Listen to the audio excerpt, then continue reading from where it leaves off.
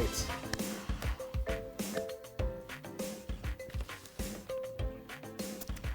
A very good morning to you. It is the 11th day of November 2027. I should have said good morning, Kenya. We are here to wake you up kama kawaida. We hope that you have had a good night's sleep. Tuko hapa, today is World Origami Day, lakini let's see what that is, because I know maybe you're hearing that for the very first time. They say that folding paper into intricate designs, this art form transforms simple sheets into miniature sculptures, a captivating blend of creativity and precision. Do you remember those things? Wale Chinese walikuwa wanakuja schools, alafu wanakufunza kutengeneza a flower na karatasi. Is it just me ama the quality of international days inaenda deteriorate as you get closer to Christmas? Christmas is around the corner. It will be here in 30 minutes. 44 days to Christmas. Yes, indeed. We keep on with the countdown. 50 days left in this year. 50 days ni mingi sana kama ulikuwa na New Year resolutions, old year resolutions, 50 days to go. Karibu sana to Morning Cafe. My name is Fred Ndimuli. KCSE leo wanakalia religious studies this morning. Yeah.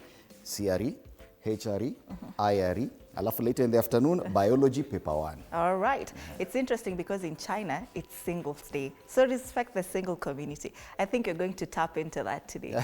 We should. Let's take a look at the local dailies. We start off with Taifa Leo, Ruto ajipigia debe. The Standard, principles from hell matters education. Daily Nation, teachers split over sham medical cover. A lot of politics on the Star. Ruto plots to split opposition, targets Kalonzo and Wamalwa. Business Daily, NSC's stocks price boom fails to draw new investors. And even more politics on the People Daily. Coast now key in 2027 race after Raila's death. All right, we'll be back to take a look at the local dailies. Yes, today for State of the Nation, a look at the big headlines. We'll be having MP James Gakuya of Embakasi North, Wakili Harrison Kinyanjui, and political commentator Meshak Odede. All right. Later on, being a Tuesday, we talk matters business. We'll be having Jairus and Diva, head of sales and collections at ASAP Credit, to talk about smart borrowing. Have you ever borrowed from ASAP? Kuja uanike leo. If they're harassing you, wakitaka deni yao. Oh, these ones are good. They are? You know, after this segment, I'm going to download that app and take a loan just to see what they have. All right. Tuvuke border sasa, and we start off in Uganda. The new vision, ballot paper printing starts. Matters election 2026. 83,500 candidates to battle for 45,500 posts. And this story is on page 3. And other quick headlines here: Museveni campaigns in Mbale. This newspaper equals so yellow. Yeah. Everything. Okay. Inakaruni NRM. Matters election campaigns inaendelea pale. What Mafabi and Chayulani told voters, pia hawa wana campaign. Leaders urged to settle Bugweri standoff, and Langomon's chief Odur. That's the new vision this morning. Still in Uganda, the Daily Monitor talks about the independence, because we're talking about now people who are vying on party tickets for MPs, district representatives and the like. Remember, they have more than 529 positions they're looking for away from the presidency. Their parliament is quite huge. So they're talking about the independents, Lone Rangers. Nearly half of the candidates for MP who kicked off their campaigns yesterday are running on individual merit, pointing to a rise of independence at the cost of political parties. And they focused on this story on pages 4, 5, and 6. So they've given us the past few elections and how many independents ran. In the 8th Parliament, there are 40 independents. 9th Parliament, they rose to 43. 10th Parliament, 66. 11th Parliament, 73. And now, quite a number. I think the number of candidates seeking parliamentary seats across the country ahead of the 2026 elections is 2,711. But this time the independents are 73, which is quite huge a number. And that's the only story given prominence on the front page of the Daily Monitor. Remember that it's exactly 2 months to election day in Uganda. Ile ya Tanzania tushamaliza, washasema let's move on. Uganda ndo wameanza campaign. Sawa sawa. Let's cross over to Tanzania. Gazeti la Mwananchi, maaskofu, haki ndio nguzo ya amani yetu, wanasema kule, wakemea mauaji, wakiwaombea dua waliopoteza maisha. Watu 300 waomba msaada wa kisheria TLC. Askofu Ruwaichi anasema katika simulizi zinazoendelea wapo watu waliouawa wakiandamana, lakini adhabu ya kuandamana sio kifo cha risasi. Wako watu waliouawa wakiwa majumbani.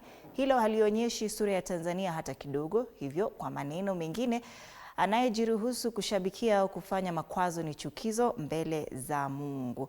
Askofu mbalimbali wamezungumza hapa. Kuna Askofu Nyaisonga na vile Askofu Amani. And I like the fact that they are now demanding for justice. Si ile tu ati forgiveness and we move on, forgiveness and we move on. Haki ndio nguzo ya amani. Mwinyi atangaza mwelekeo mpya, yupo tayari kwa SUK. Huyu ni Rais wa Zanzibari Daktari Hussein Ali Mwinyi akipeana mkono na Spika wa Baraza la Wawakilishi Zweber Ali Maulid alipowasili kuzindua baraza hilo katika eneo la Chukwani Unguja, Zanzibari hapo jana. Vidokezo zaidi yanayolisubiri bunge la 13. Bashiru arejea. Anasema wakati Rais Samia Suluhu Hassan akifanya uteuzi wa wabunge 6, bunge la 13 linaanza rasmi hii leo. Idadi ya majimbo ya uchaguzi ambapo hadi sasa majimbo mawili hayajafanywa uchaguzi ni majimbo 272. Tundu Lissu makes it again on the front page. Jamhuri ya kwa Kisiki kuhairisha kesi ya Lissu hii leo. Habari kamili katika ukurasa wa 6. On the top strip, wazazi chanzo watoto kukacha elimu msingi. Anasema ni katika miaka ya karibuni Tanzania imeendelea kufanya jitihada mbalimbali kuhakikisha watoto wanapata elimu bila vikwazo. Habari kamili katika ukurasa wa 12. Gazeti la Mwananchi. Kusalia kule Bongo, tuangazie gazeti la The Citizen. Why MPs need to look beyond party politics. They talk about the 13th Parliament, which kicks off officially today, with the 13th Parliament convening for the very first time today following last month's elections. Calls have been made for members to prioritize the nation's wider interests instead of continuing to embrace partisan politics. Yes, in Tanzania they've moved on. Nyingi hapa ndio mnasema watu waliuawa huko, hiyo ni shida yenu. Tanzania washa move on, wanaenda bunge inaanza. Na mambo ni kusameheana tukisonga mbele. Hiyo ndio habari kuu pale kwenye ukurasa wa mbele wa The Citizen. The main story is on page 2. Meanwhile, bishops are calling for peace rooted in justice, and I think this should be the rallying call.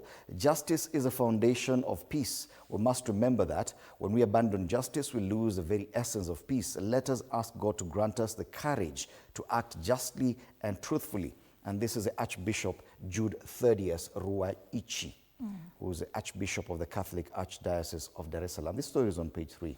And you know, yesterday we were actually criticizing how Tanzania has approached this thing after the elections and after what happened, the protests, and the fact that they seem to be very quick to say, let's forgive each other and heal and move on. But how do you do that when many families are burying their dead? And no one is saying, okay, who should take or who should be held accountable? Justice is key, and the church leaders have spoken. Other stories here, Mwinyi outlines priorities as he opens House of Representatives, and that is in the Zanzibari part. Elsewhere revealed pharmacies and the silent drug misuse crisis. And this trend is also in Kenya, the increasing trend of pharmacies in Tanzania selling medications, especially antibiotics, without asking for a doctor's prescription, is triggering growing concern among public health experts who warn that the widespread practice could escalate into a serious health crisis. That's a story on page 4, matters away from elections and parliament. Pale juu, Samia hints at possible cabinet members with new MP nominations. So tayari washaanza kuangalia cabinet itakaa namna gani ya Samia. Unajua, she inherited a cabinet and she did not cause a lot of ripples. She did not fire many people. She stood with the same cabinet. But now for the first time now she gets an opportunity to now do away with everyone and create her own cabinet. All right. Very interesting. Lakini hapa kuna story moja, EAC posts strong trade growth as exports surge. I don't know kama ni ukweli, borders zimefunga kwingi, trade imekuwa stall kiasi sababu hawapendi wa Kenya. Sawa sawa. Now today we have something new here. It's the 7-day cumulative rainfall forecast valid from today up to the 17th of November. Rainfall distribution across various regions. Hapa ni, is it the northern part? That's the northern part of the country. Rainfall up only 1 millimeters. So you see, between 10 and 20 millimeters of rainfall, which is what we see in most parts. The green that you're seeing in the northeastern part of the country, areas around Mandera, lower areas around the coast, down south, Pale Kilifi, Malindi areas, there's a lot of rainfall between 10 and 20 millimeters. It is the same situation that portends around the central part of the country, areas around Embu, Murang'a, basically around Mount Kenya region, and also extending to the Lake Victoria Basin. Very few areas have more than 20 millimeters of rainfall, and parts of that should be in Nyeri, Laikipia, and we'll be looking at that. Areas around Kericho and Nandi also have quite some rainfall. So probably, yes, but unaona area kama huku Kakuma, Turkana, hiyo ni less than 1 millimeter. Huku unaona white, hakuna mvua. So mvua iko upande ule Mandera, pale coast, na hapa central part of the country. So tuangazie different parts, and we start off with the Mount Kenya region, Nyeri. It's a mostly cloudy day, 11 degrees as we speak. We do expect some rainfall in Nyeri at around mid-morning, getting into early afternoon. Highs of 23 degrees in Nyeri, Leo, 1.2 millimeters of rainfall, not so bad. Yes. Tukienda kule Mandera, it's 26 degrees as we speak, feels like 28. It's a mostly cloudy day, highs of 37 degrees. Precipitation in Mandera today, nothing to show for it. Malindi? At the coast in Malindi, 26 degrees. It's also very cloudy. Yes, rainfall expected in Malindi despite the high temperatures, highs of 31 degrees. But it is raining as we speak this morning. 1.9 millimeters of rainfall expected in Malindi. Not so bad, but definitely there's a lot of heat there as well. In Narok, it's 12 degrees this morning, clear skies. Highs of 27 degrees, and precipitation in Narok today, 0 millimeters. Twende Homa Bay. The Lake Victoria region, very warm this morning in Homa Bay, 20 degrees Celsius. They say it is a partly cloudy day, highs of 28 degrees, and this will portend for the rest of the week, 28 into next week. I don't think it will get higher than that. In as far as precipitation is concerned, 0.2 millimeters, you will not feel that at all. But yes, quite warm in Homa Bay. Finally, Nairobi, it's 16 degrees as we speak. It's a mostly cloudy day today. Highs of 26 degrees, promises to rain, precipitation 1.5 millimeters. That's the highest we've seen so far? Yes. So yes, in Nairobi, a bit of rainfall expected. Ni manyunyu, sio rainfall. Hii hata sio lazima kuwe na mvua, na mwavuli. All right. 10 minutes past 6 a.m. Traffic situation on major roads into the CBD, and I can see Jogoo Road is building up nicely around areas Pale Makadara, stretch of red Pale Mbotela. Once you get to the City Stadium roundabout, it gets easier. Landis Road is smooth this morning, and just getting busy around Marikiti and the Railways bus station roundabout. The other areas I can see, this one promises to be a problem. That's the Muthaiga interchange, the Pangani interchange, because you can see it has just changed. Nimeguza tu ikachange sahi. But you can see it's already a long stretch of red into that interchange at Pangani. Further up Thika Road, it's not looking bad all the way from Garden City Mall. Further upwards, all the way from Ruiru down to the Pangani interchange, it's looking good. So not really a problem. Nile tu pale. Mbona inakaa ikichange, because I can see it stretching. Stretching further up towards the Utali Drift. So yes, the Pangani interchange promises to be a bit hectic this morning, but nothing out of the ordinary. Wengine pale, Outer Ring Road, nothing out of the ordinary there. Pale tu further, matatu zikipanda. From the airport into town, it's looking good this morning, especially if you're using the expressway. And the other tributaries from the western side coming into town are green this morning. Wayakiwe, Ngong Road, and Langata Road. So that's the traffic situation this morning around the city. All right, let's have the quote of the day.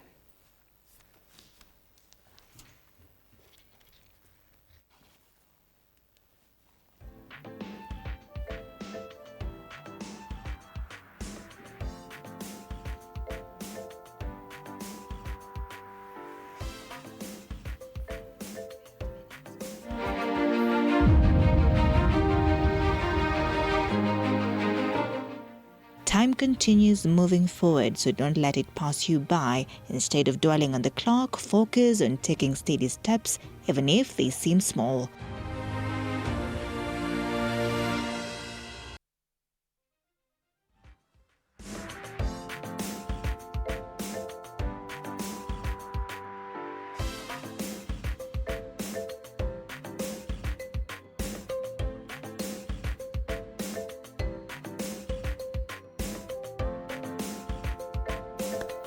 All right, let's take a look at the local dailies in depth. We start off with the Daily Nation. Teachers split over SHA medical cover and dispute just hours after top officials of teachers' unions signed a deal with the government to migrate the medical insurance scheme of over 100,000 members to the Social Health Authority. A section of tutors have expressed displeasure, citing a lack of public participation. Primary school heads attending their annual meeting in Mombasa termed the transition rushed and opaque and warned of a backlash in the upcoming union elections. Now, migration from the SIGNET-led consortium set to take effect on December 1st. And they say the SHA benefits eased the early apprehension among teachers who feared being lumped together with the general public.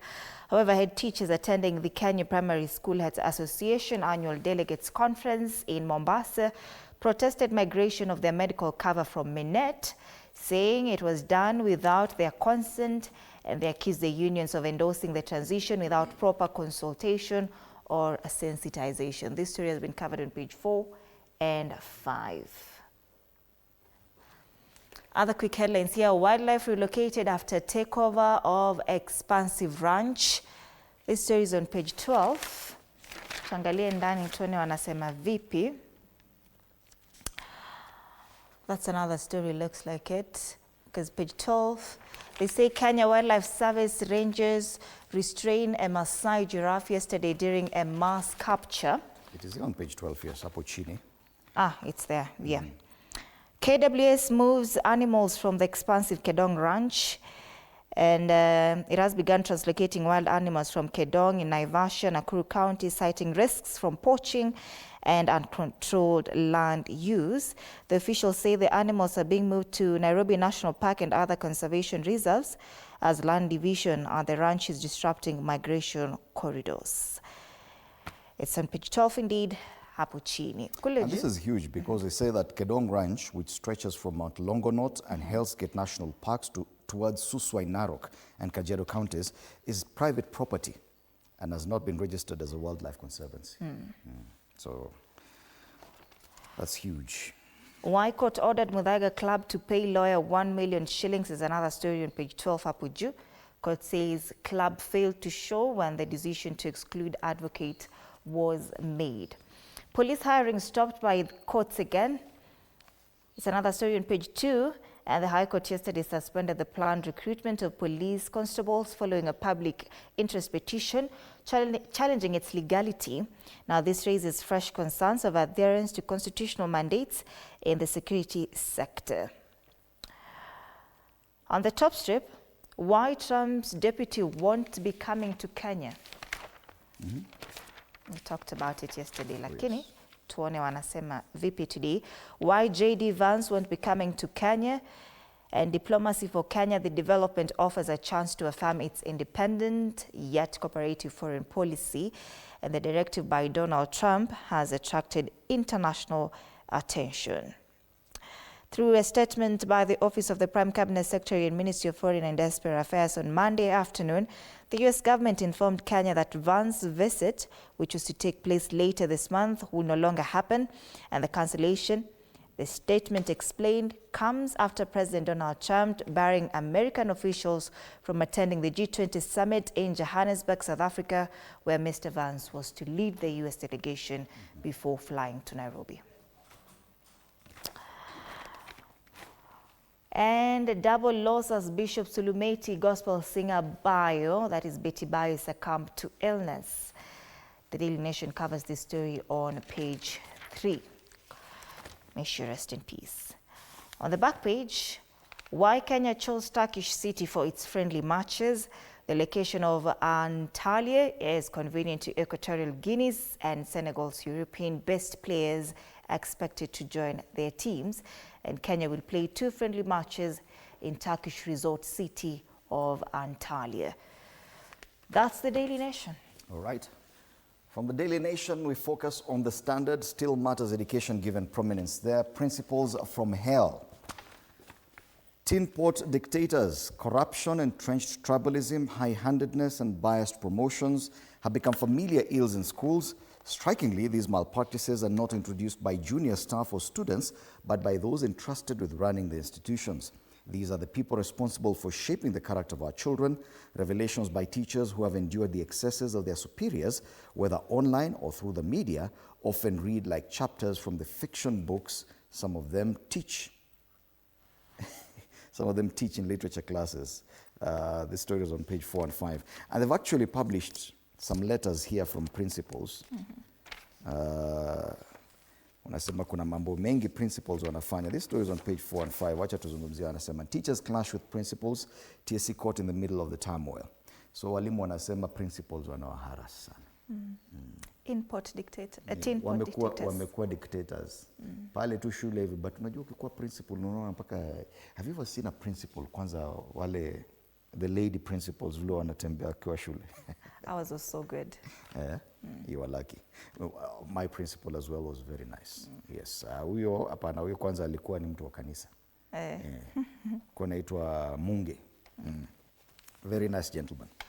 We have invested heavily to ensure integrity of exams. Remember that head teachers are meeting in Mombasa for their annual conference. Na mambo mengi yanatoka hapo. That's why they have that on the front page of the Daily Nation. They talk about the teachers' medical cover. That story is also featured on page 6 of this paper. Teachers finally agreed to join SHA after standoff with the employer. So hapo kuna shida. But I've seen another very interesting headline. Wanasema ni kama Wilson Sosion ati anataka kurudi kwa NAT. KNUT. Na nani anasema? Ni huyu chairperson wa sahi wa KNUT anaitwa Collins Oyu. Anasema Sosion ni kama anajaribu kurudi, lakini anaambia walimu msikubali arudi. It is in the dailies today. I hope I'll see Wilson Sosion later. Yeah, it's there, page 11. Sosion plotting to make comeback at KNUT, claims Oyu. Yeah, that's a very interesting story there. On the back page of this paper, defiant Van Dijk says Liverpool up for the fight despite Man City's statement win, walichapwa kichapo cha mbwa hapo weekendi. Na hiyo timu ilikuwa hadi na Mo Salah. Lakini walitandikwa mabao deadly. Lakini sasa shida iko pale. Sasa tutajua vile kutenda. Masuala mengine, Lewandowski hat-trick helps Barcelona punish Real Madrid sleep. That's the Standard. They call themselves a bold newspaper. Very little politics today. Yeah, but at least the story about Tanzania and what happens to Kenyans is there on page 2 of this paper. Detention and harassment shake Kenyan expatriates in Tanzania. Kenyans face trade clampdown at Tanzanian borders. So that story still persists. Okay. Yes. People Daily, cost now key in 2027 race after Raila's death. Catching the wave, they say the 6 coastal counties of Mombasa, Kwale, Kilifi, Lamu, Tana River and Taita Taveta command nearly 2 million registered voters, according to the IEBC in 2022. Raila Odinga's death has created a political vacuum, ending ODM's dominance and opening the region to fierce competition. President Ruto's camp is courting the region through promises of development, port revival, tourism growth, and land reforms. ODM is struggling to retain loyalty and a new leadership as internal rifts emerge in the absence of Raila's unifying presence. Age-old grievances such as land injustices, unemployment, and economic marginalization remain decisive voter issues.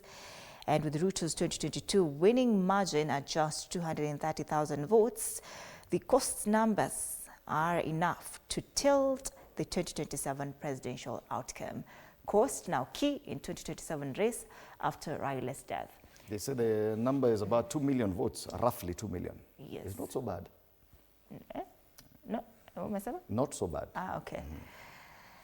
All right, and they give a breakdown of the coastal counties. Tana River, 141,000, Lamu 81,000 voters, Kilifi 588, the highest. Mombasa is actually the tiniest of all those coastal counties, but it has the highest number of voters at 640,000. It's not even Kilifi. Taita Taveta iko na 181,000, Kwale 328. Tana River, however big it is, 140,000 only. Hawachukui kura? No, it's a sparsely populated area. Hawako wengi sana kama Mombasa. Okay. On the top strip, inside the opposition's secret strategy to lock down Western Kenya And that story is on page 5 of the People Daily. We move on to,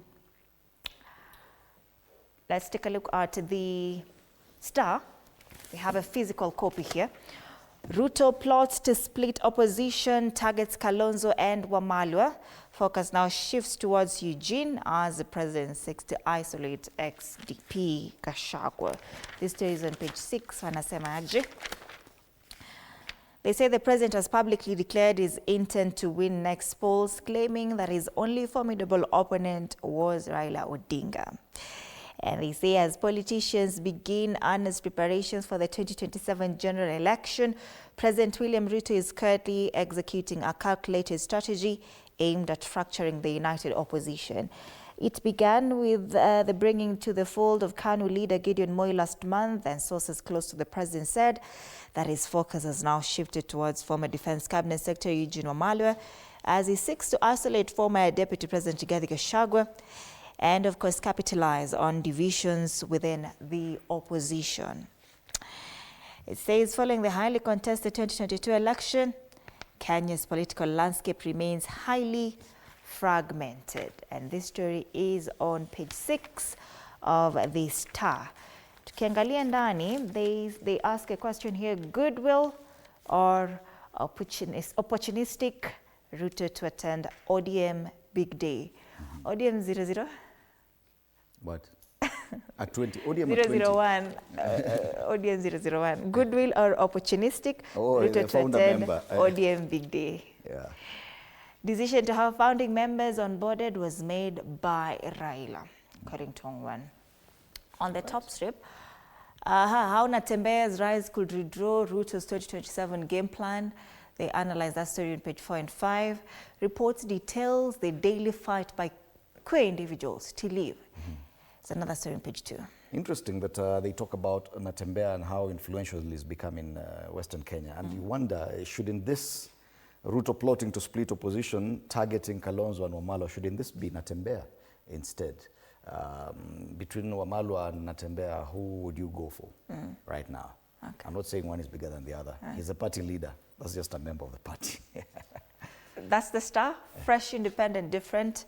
Being a Tuesday, the Star is free, not for sale. And it comes with the complimentary MyGov pullout for government tenders and job opportunities. So grab yourself a copy of the Free Star this Tuesday. On Taifa Leo, Ruto ajipigia debe, aambia Al Jazeera kuwa ametokomeza njaa nchini, akalainisha sekta za afya na elimu na kupanua demokrasia. This is an interview he gave recently to Al Jazeera. So ni mahojiano. Rais adai kuwa serikali yake haijawahi kuhusika katika utekaji nyara wala mauaji kama yale ya Mto Yala, huku akishikilia amri yake kuwa polisi kuwa wawapige washukiwa wa uhalifu risasi kwenye mguu. Kuna ngoma moja, kuna wimbo inaimbwa risasi kwa mguu. Asema amemaliza uhaba wa chakula, akapanua sekta ya afya na kunyoosha elimu. Pia aashiria kutilia shaka asilimia kubwa ya ushindi wa Rais Samia wa Tanzania wa asilimia 97. Alisema hapa Kenya itakuwa vigumu kupata ushindi wa namna hiyo, asilimia 97. Demokrasia ya Kenya mahali imefika itakuwa ni vigumu. Unajua, kwa kusema hivyo anamaanisha huko kwa jirani siku zuri. Na kaulizwa hata Uganda akasema hapana, lakini unakumbuka Uganda uchaguzi uliopita hata Museveni alipata asilimia 57.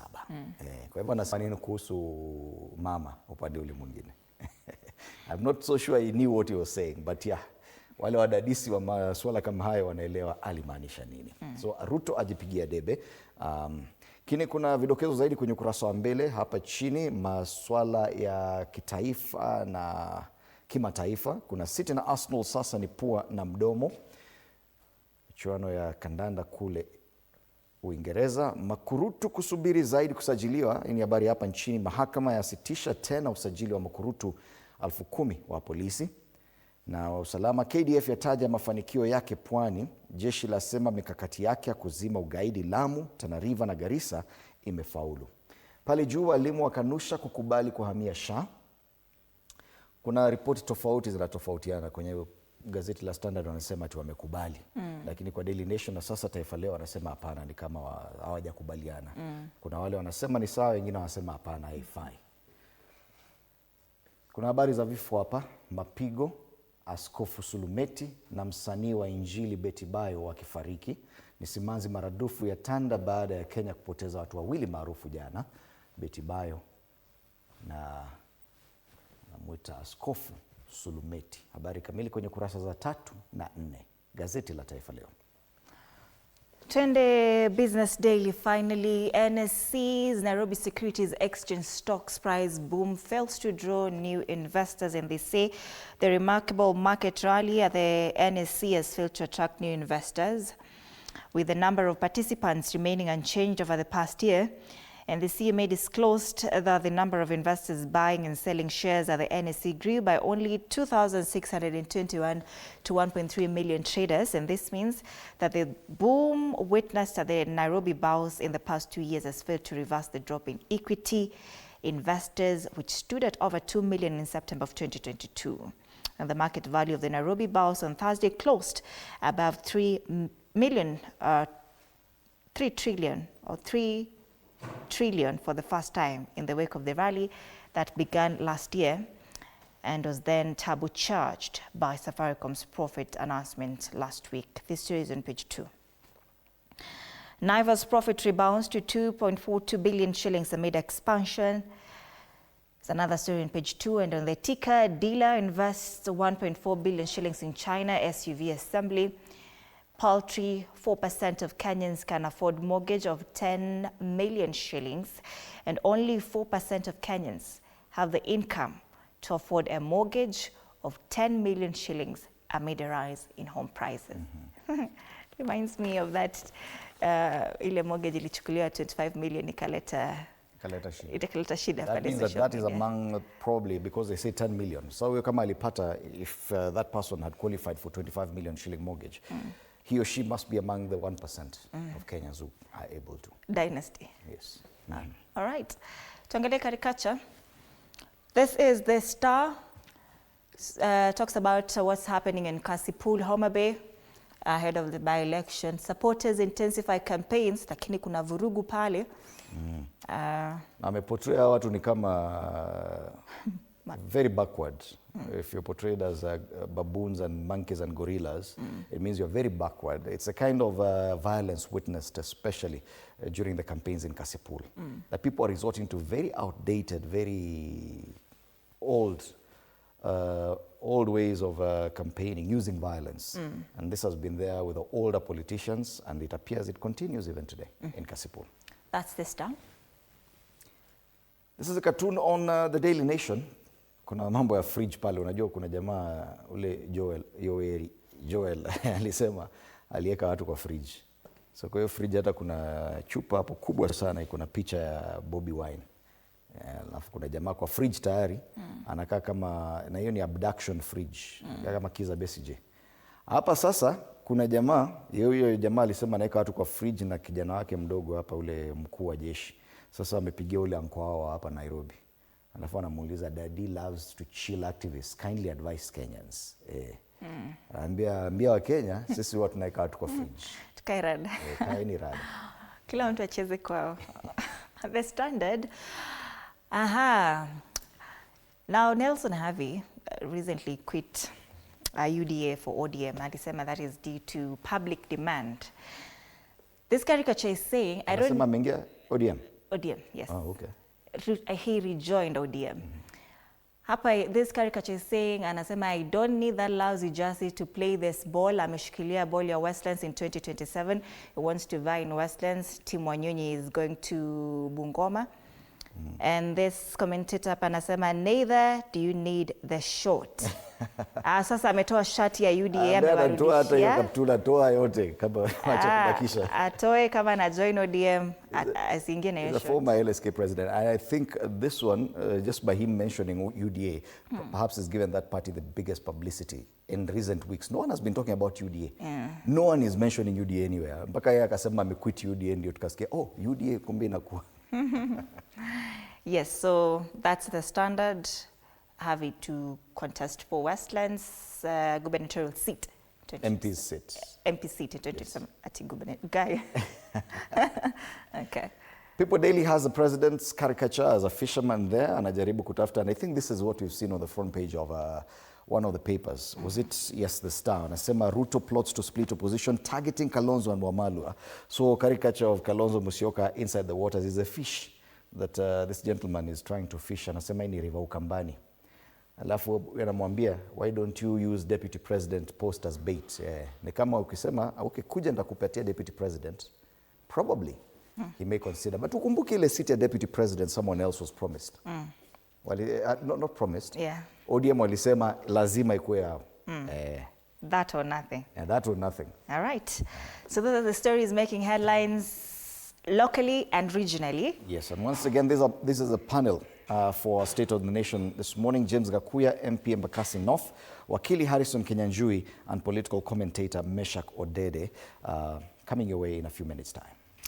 Later on, being a Tuesday, we talk Biashara. Jairus Sandiva, head of sales and collections at ASAP Credit, will be here to talk about smart borrowing. All right. Do interact with us on our socials, TV47 Kenya on Facebook and on YouTube, on X, TV47 Digital. My handle on X is at @Ann_Dida. The hashtag is Morning Cafe TV47. My handle on X is at Freddy Ndimuli. See you after the break.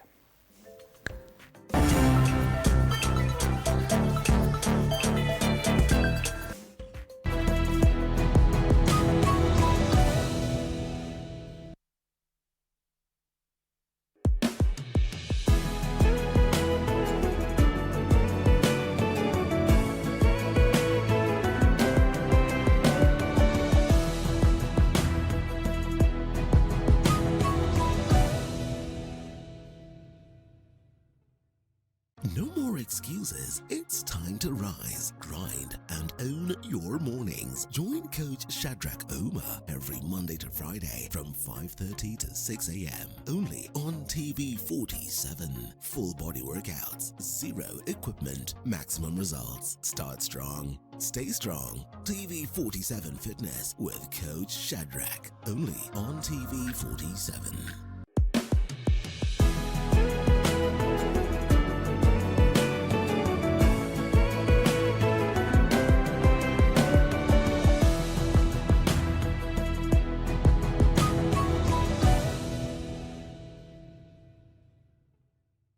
Looking for the perfect way to kick off your weekend? Pole. Hiyo ni salamu ya Mluya kabisa. Tune in to Friday with Betty, the most exciting show on TV. Betty, once here, guys. Betty, I don't know where this guy's going. Walikutoka. From the latest news and trends to unforgettable moments. Mimi ni simpa. Hiyo naona nakubali. Wewe ni simpa. Friday with Betty is your go-to show for a fabulous Friday night. Theological, meteorologist. What is that word, Willis? Tune in this and every Friday at 9 p.m. and let's make your Fridays unforgettable. Only on TV47.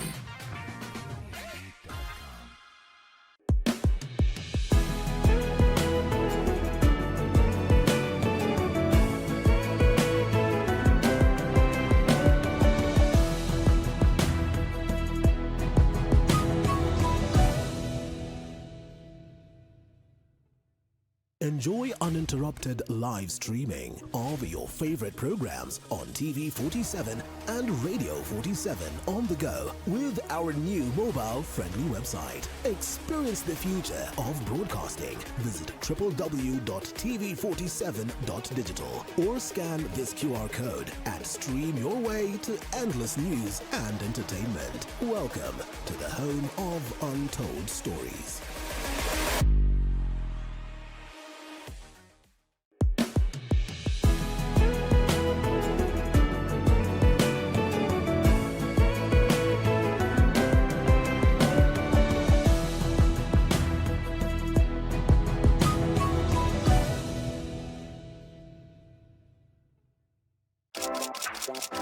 This is Kenya's #1 talk show, Dr. Frederick tonight. My name is the Eagle himself. Dr. Frederick is my name. We are flipping the script, but guess what? Or should I say, guess who is taking over tonight's show? Yaani wewe furahia umekaa na kasipuni. CP unit ni Punet. Ni Punet. Punet. So you guys knew about Piga. Sawa basi. Sema, that I'm giving the whole time. I don't want to go back to brokenness. Never. I just love the high life. Siwezi taka kuimagine ati nimesota. You have to watch to find out. Tune in every Wednesday from 7:30 p.m.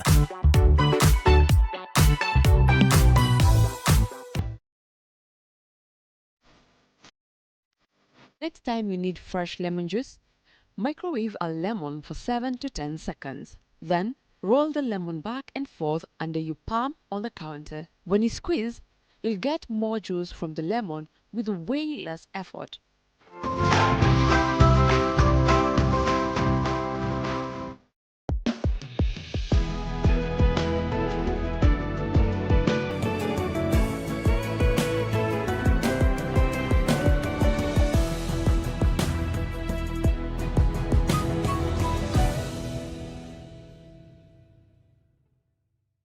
Start your day with Relationship Wednesday from 8 a.m. to 9 a.m. with Ann Odida. Dive deep into the dynamics of love, friendship, and family as we explore the stories that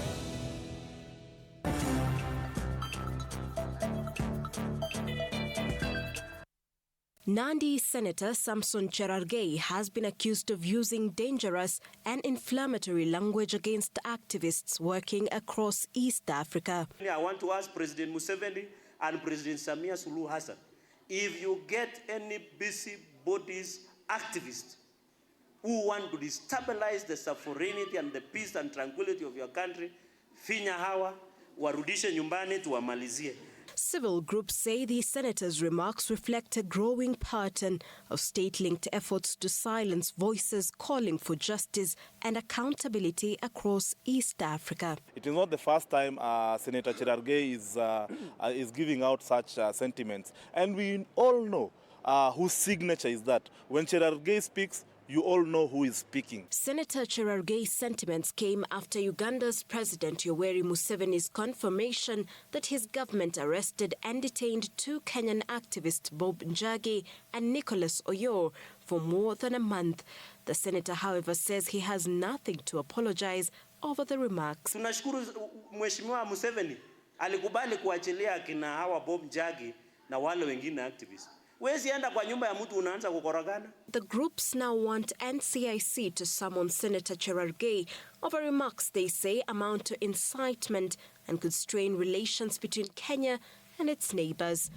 Calling for violence or repression against activists is an act of incitement that should never be tolerated in constitutional democracy. Office of the Director of Public Prosecution to take swift legal action against the senator for utterances that promote violence and cross-border intimidation. Sheila Chelangat for TV 47.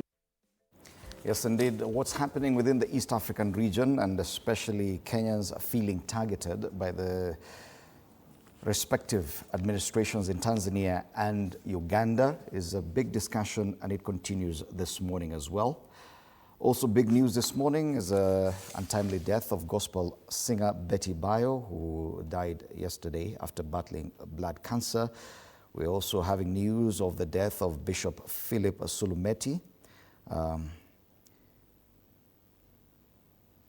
who for 47 years has been in Kenya's Catholic Church leadership.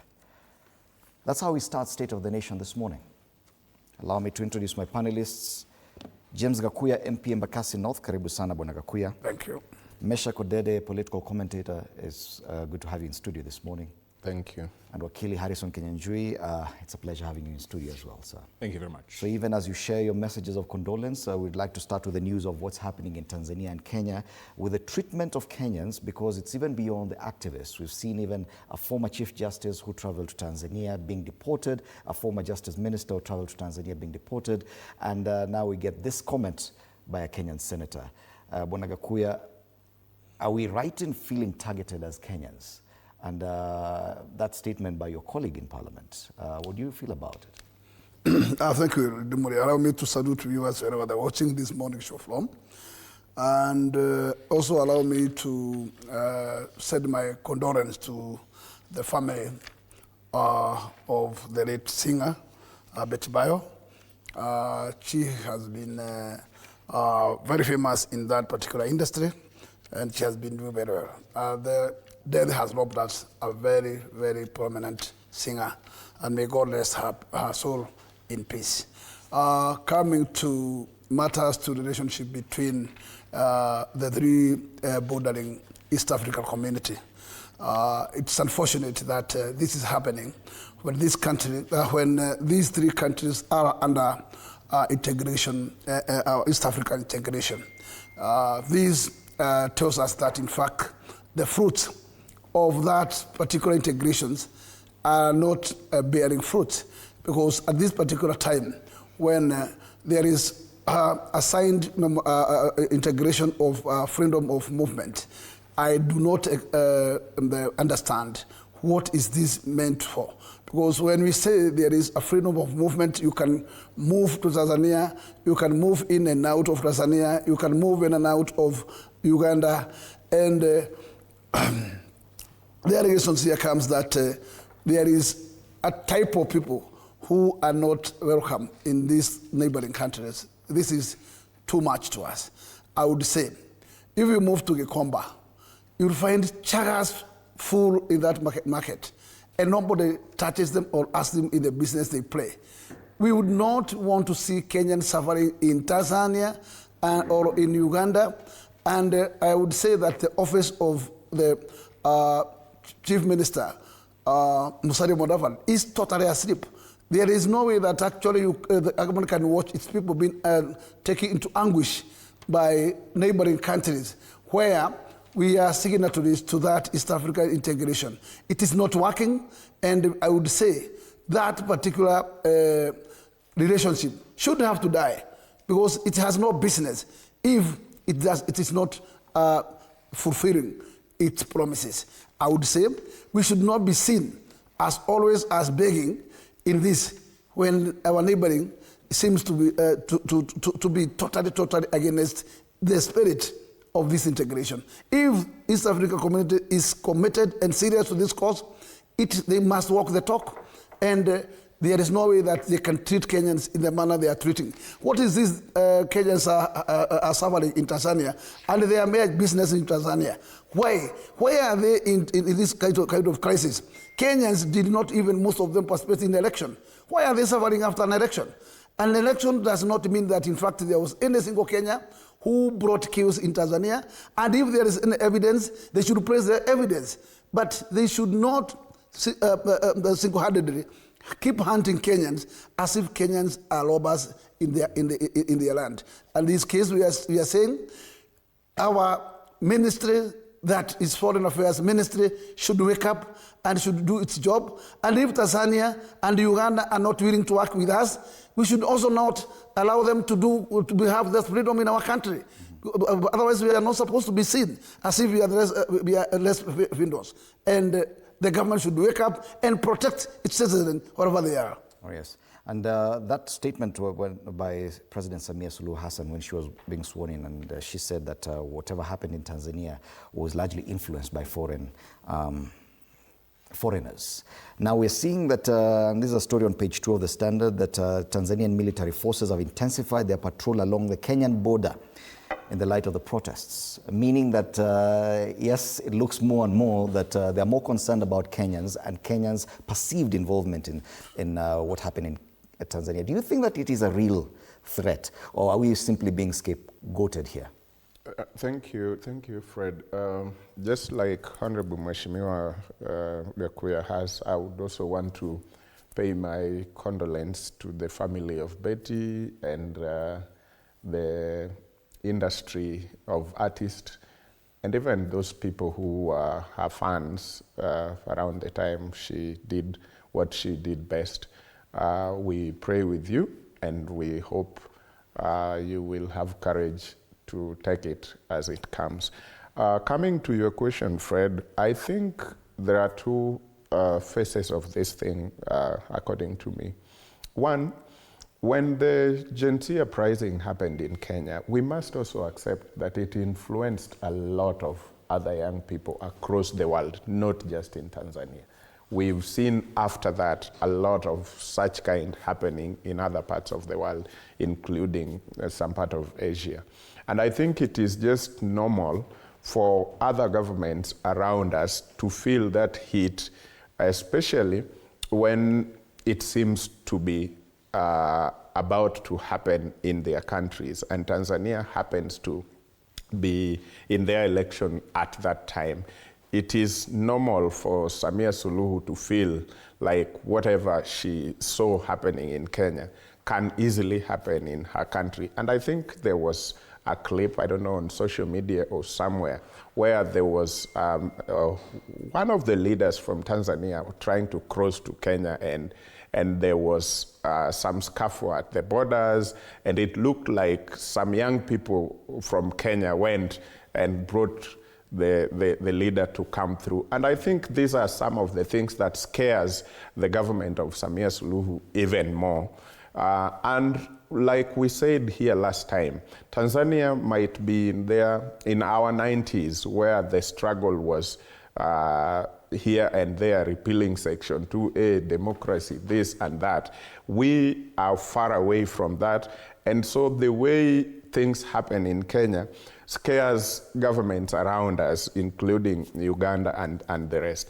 But when it comes to issues of human rights, then that is where the line should be drawn. Whether you are scared of what happened in Kenya happening in your country, human rights are decisions that are made globally. We go to the UN General Assembly, we make these decisions, we pen down our signatures on behalf of our countries that we will look at all this. So there can be no excuse whether Kenyans are interfering or not. The issue of where the line is drawn are the human rights. When you're going against any human right, it is wrong whether there is for sure Kenyans who are interfering or not. The human rights remain untouchable.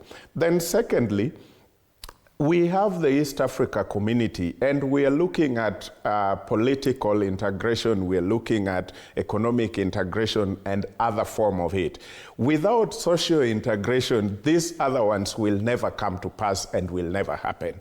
So Tanzania, Uganda, Kenya, and every country within the East Africa community needs to know that proper integration begins from social. When people of Tanzania can see people of Kenya as their brothers and sisters, when people of Kenya can see people from Uganda as their brothers and sisters, and they can, because that, when I see a Tanzanian and a Uganda as a brother or a sister and a friend, that's when we sit down and we come up with business ideas, and then the economic integration supports that, and then political integration seals it even further. So there is no need having members of parliament sitting talking about economic political integration when social integration is not happening at all, because nothing will support those other two. So I think the government of Tanzania might have their intelligence, because it is a government. They might have their intelligence.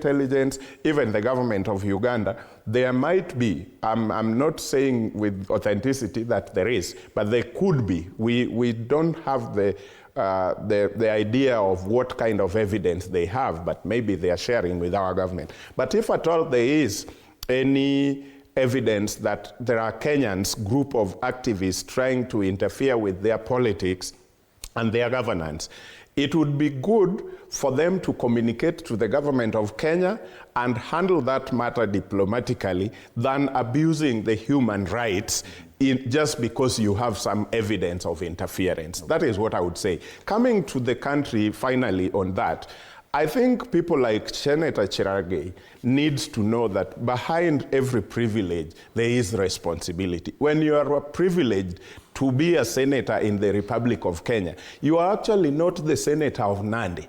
You are a senator in the Republic of Kenya representing the people of Nandi.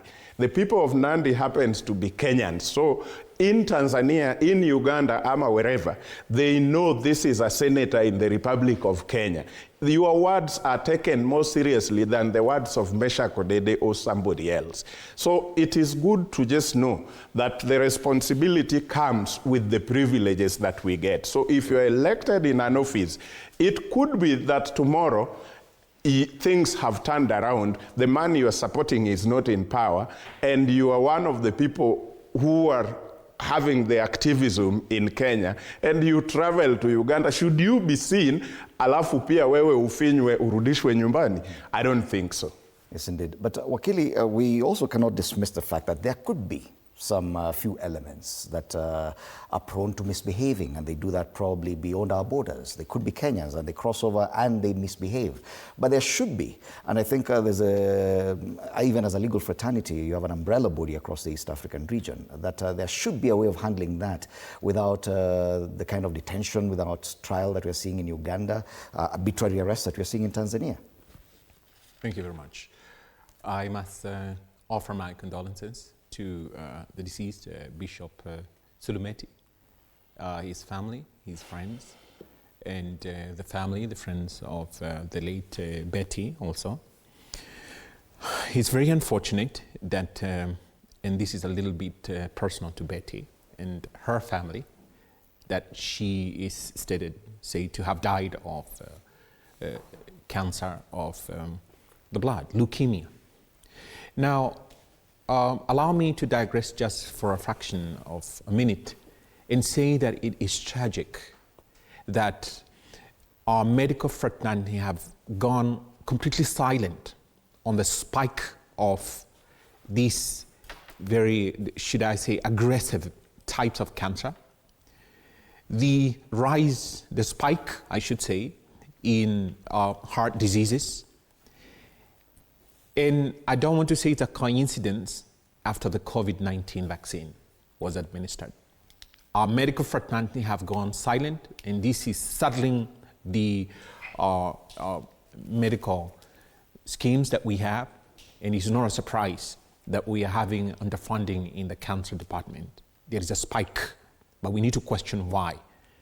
And I very much regret to say that it is a fraction of Africans who go to school to be brainwashed and never use their intellect and intelligence to interrogate and question facts so that they are able to live better and govern themselves in a more intelligent way. And that links with what we are discussing here. Now, if you recall, in the 2010s, 2011, there was the Arab Spring. The Arab Spring was cloaked as a fight for democracy. And I want to link that with this COVID-19 World Bank project, which was said, oh, you know, if you don't follow along with this project, you are anti-democracy. I did not hear one civil society lament and say, you are infringing on the human rights of Kenyans by locking them down as chicken, like chicken. Never heard. And yet, Sweden never locked down a single day. Sweden never had those face masks, aka diapers of the face. And you question and you ask, if you're speaking of human rights and you're pro-democracy, how is it that there is a barrier that comes that you erect? For some people, you're blind to it. For others, you're pro-democracy. What do I mean? There is a force, again I repeat, as I had said, that is eyeing the Tanzanian mineral resources.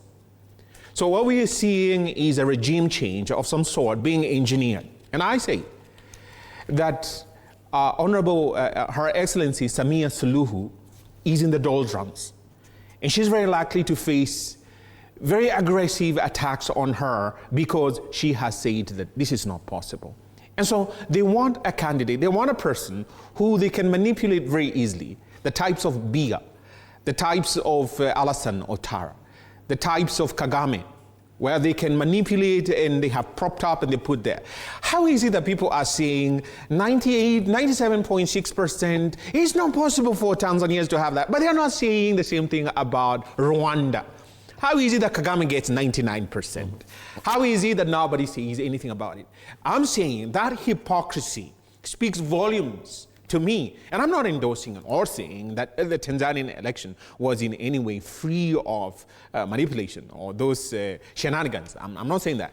That's different. But I'm saying if you're going to speak of human rights, if you're going to speak of democracy at this spaces, be consistent for heaven's sake. But here we have, and we must recognize, and we must accept, the same forces who are behind the Arab Spring are behind what we are seeing now, the fermenting of this dissent, cloaked as democracy in Tanzania, using the fronts in the Kenyan civil society. I say that with tremendous respect, because that civil society seems to only be pro-democracy. They are not fighting for justice in the real sense. And what do I mean? Now, these people, some of them in the legal fraternity, should be aware there is a section 259 and section 260 of the Penal Code. And I beg them to read it, to read those provisions. Now, those provisions state that if you abduct someone with the intent to confine them or to injure or harm them, that's a criminal offense. I haven't heard any of them go aggressively to the DPP. We want these specific charges framed against these people under section 259 and section 260 of the Penal Code. They're not doing it. But what are they saying? Oh, Tanzania has a problem. Tanzania needs to do this. And then we hear the bells toll in the ICC. Samia Suluhu, we want you. How come that's the same script that played out in Ivory Coast? That's the same script that played out here in 2007 after Kibaki was able to extricate this country from the grip and the oppression of the IMF and the loans, and we're able then to stand on our economic feet and be able to say, we don't want your loans. In other words, we don't want you to dictate to us. We don't want your neo-colonialism. But they needed that control, and therefore they incepted and they agitated for the coalition government, which is what I'm saying, that this so-called civil society is used as an instrument, as a tool of neo-colonialism, of domination, of control in the name of democracy. So Africans should wake up. And some of them who are so brainwashed as to say that Samia Suluhu is illegitimate in government, say the same thing about Kagame.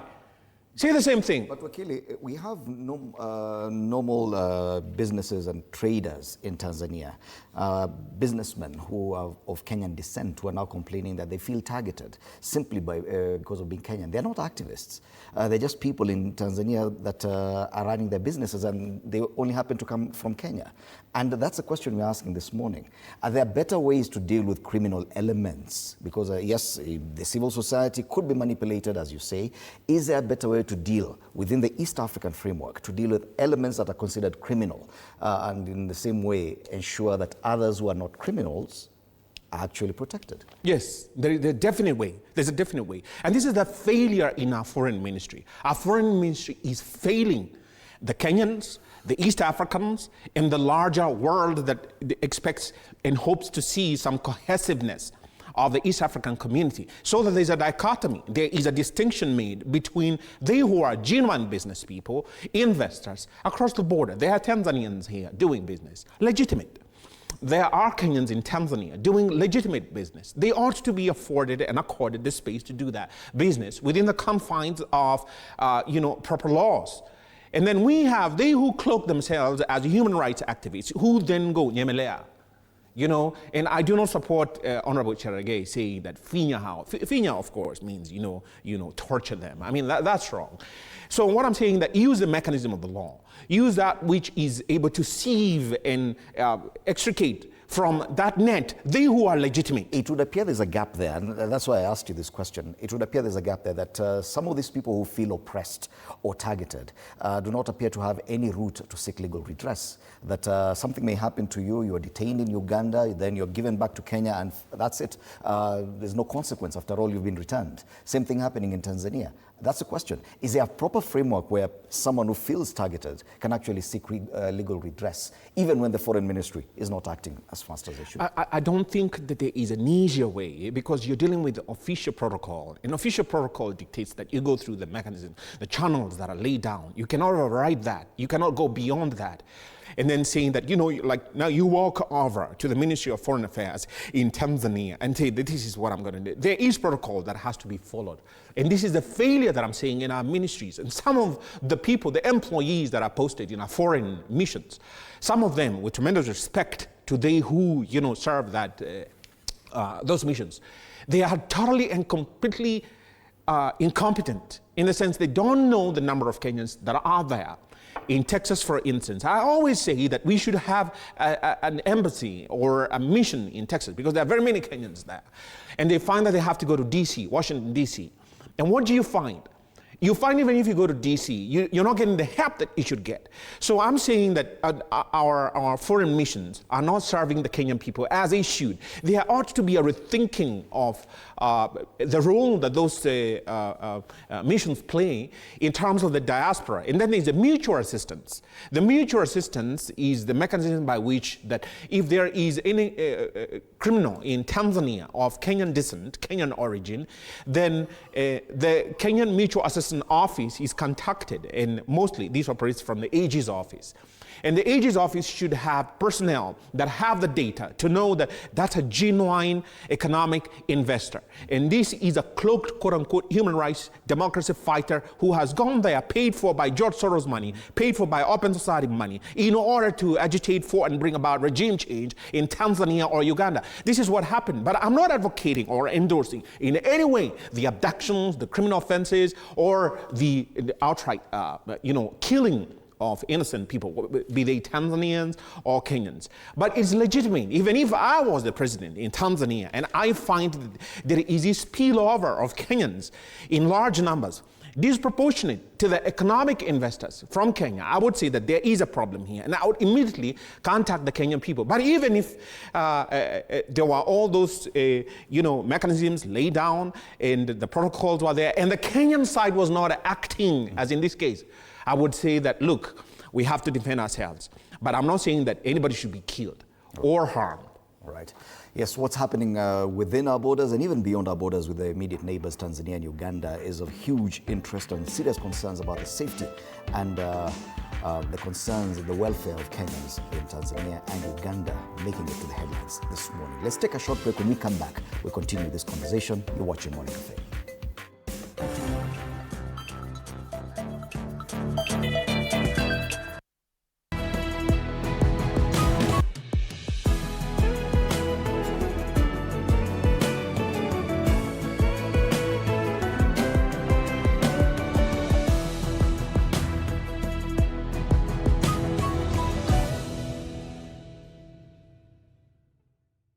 No more excuses. It's time to rise, grind, and own your mornings. Join Coach Shadrach Omer every Monday to Friday from 5:30 to 6 a.m. Only on TV 47. Full body workouts, zero equipment, maximum results. Start strong, stay strong. TV 47 Fitness with Coach Shadrach. Only on TV 47.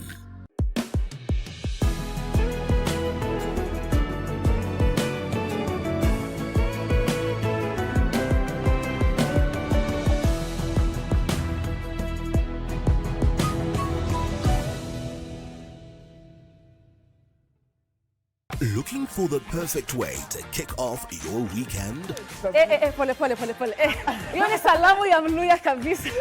Tune in to Friday with Betty, the most exciting show on TV. Betty, one tear gas. Betty, I don't know where this guy's going. From the latest news and trends to unforgettable moments. Friday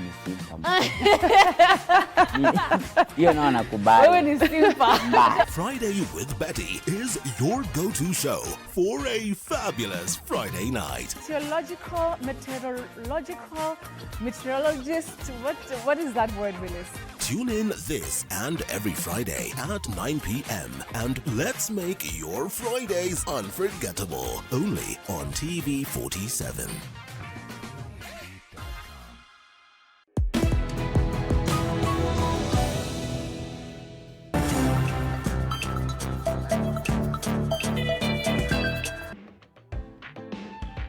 Welcome back. You're still watching Morning Cafe on TV 47 with me, Fred Indemuli. We continue examining what's happening within the region because it is a big discussion. And the other trend that has been noticed, and I think this was captured on one of the dailies, the front page yesterday, is growing militarization of the structures or the administration of these three countries. The fact that in Uganda, despite the fact that Yoweri Museveni transitioned from being a military leader to more of a civilian president, appears to have gone back to allowing the military to run a lot of things, including the fact that even the activists who were arrested were detained by the military, according to their own admission. There's also the trying of civilians in military courts in Tanzania, in Uganda. We saw the military come out very fast in Tanzania, immediately once the election process began. We saw the same in Kenya. That even before parliamentary approval last year, the military was already out in the street. And this goes to talk about the nature of our democracy. The fact that we are very fast to let the military out of the barracks, and some things that should be handled by the police, we resort to militarization of the state. Do you think that that is an indication of the state of democracy in East Africa? One, let me say that in fact, the head of state that governs the three East African communities, and especially, let me quote Tanzania, Uganda, and Kenya. What happened is that sometimes they opt to go against the normal protocol, where if it's military, in Kenya, you have to seek authority from the parliament. And before that is done, then it tells you any release of military from the barrack to action is illegal, and it's not within the path of the law. In Tanzania, we have seen the same situation happening. In Uganda, we have seen the same situation happening. Then you fail to understand whether there is no confidence or trust in those other security bodies. Because that is why you have, in Kenya, you have GSU, we have APs, you have Kenya Police, and before you invoke military you can only invoke when things are there and they are inland. But I don't think that Kenyans, and what they are doing is just normal demonstration. Then you need to use that heavy power to force them out. And you fail also to honor the protocols concerned, then you jump and you invoke military to take control when that particular authority is not yet done. It is wrong. And what I would just say is that I don't know what the Constitution of Tanzania envisaged, but in Kenya, in particular where I belong, I know the procedure that should be invoked in a particular line. The military require to be called when there are issues of serious border crisis, but not our internal matters. Mm-hmm. Our internal matters, you need to deal with those other security mechanisms. And when it fails, is only when you can invoke military to take off. But I don't think a 1 day or 2 day scenario should invoke military. Mm-hmm. It's wrong. And I would say that, in fact, the heads of the, and especially, because that cannot be done without the authority or the presidential authority. And what we would say is that let us respect the law, respect the Constitution, and abide with it, because we swear to protect it. Yes. If we want to use jungle procedure, it is wrong, and it is taking the country out of the path. Yes. And therefore, I would say military also should not be misused. There is the hands of the militaries, which also should also allow military to get out of the barracks when there is a clear direction, the clear order that actually they are mandated by the law to do. And I think we should be within the constitutional path if we want to rule Kenyans, because this is a country of a civilian government. The civilian government, I think we should follow those procedures enforced by the law.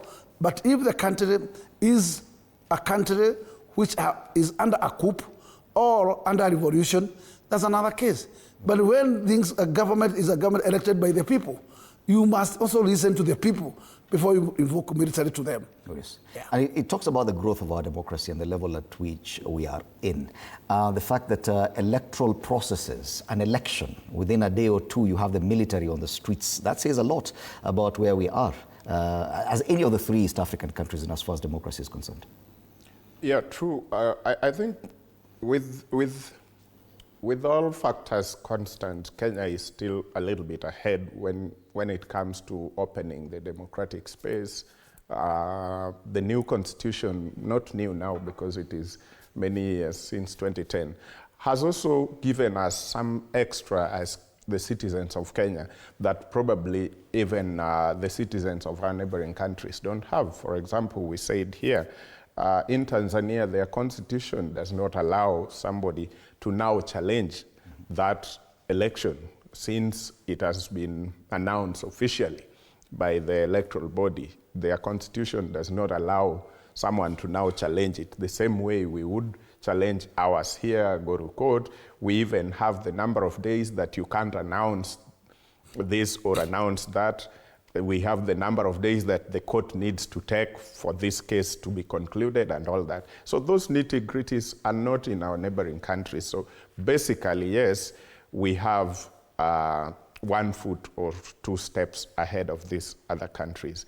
But one thing that must remain, and I want to agree with Wakili on one side, that Africa needs to design what really works for Africa.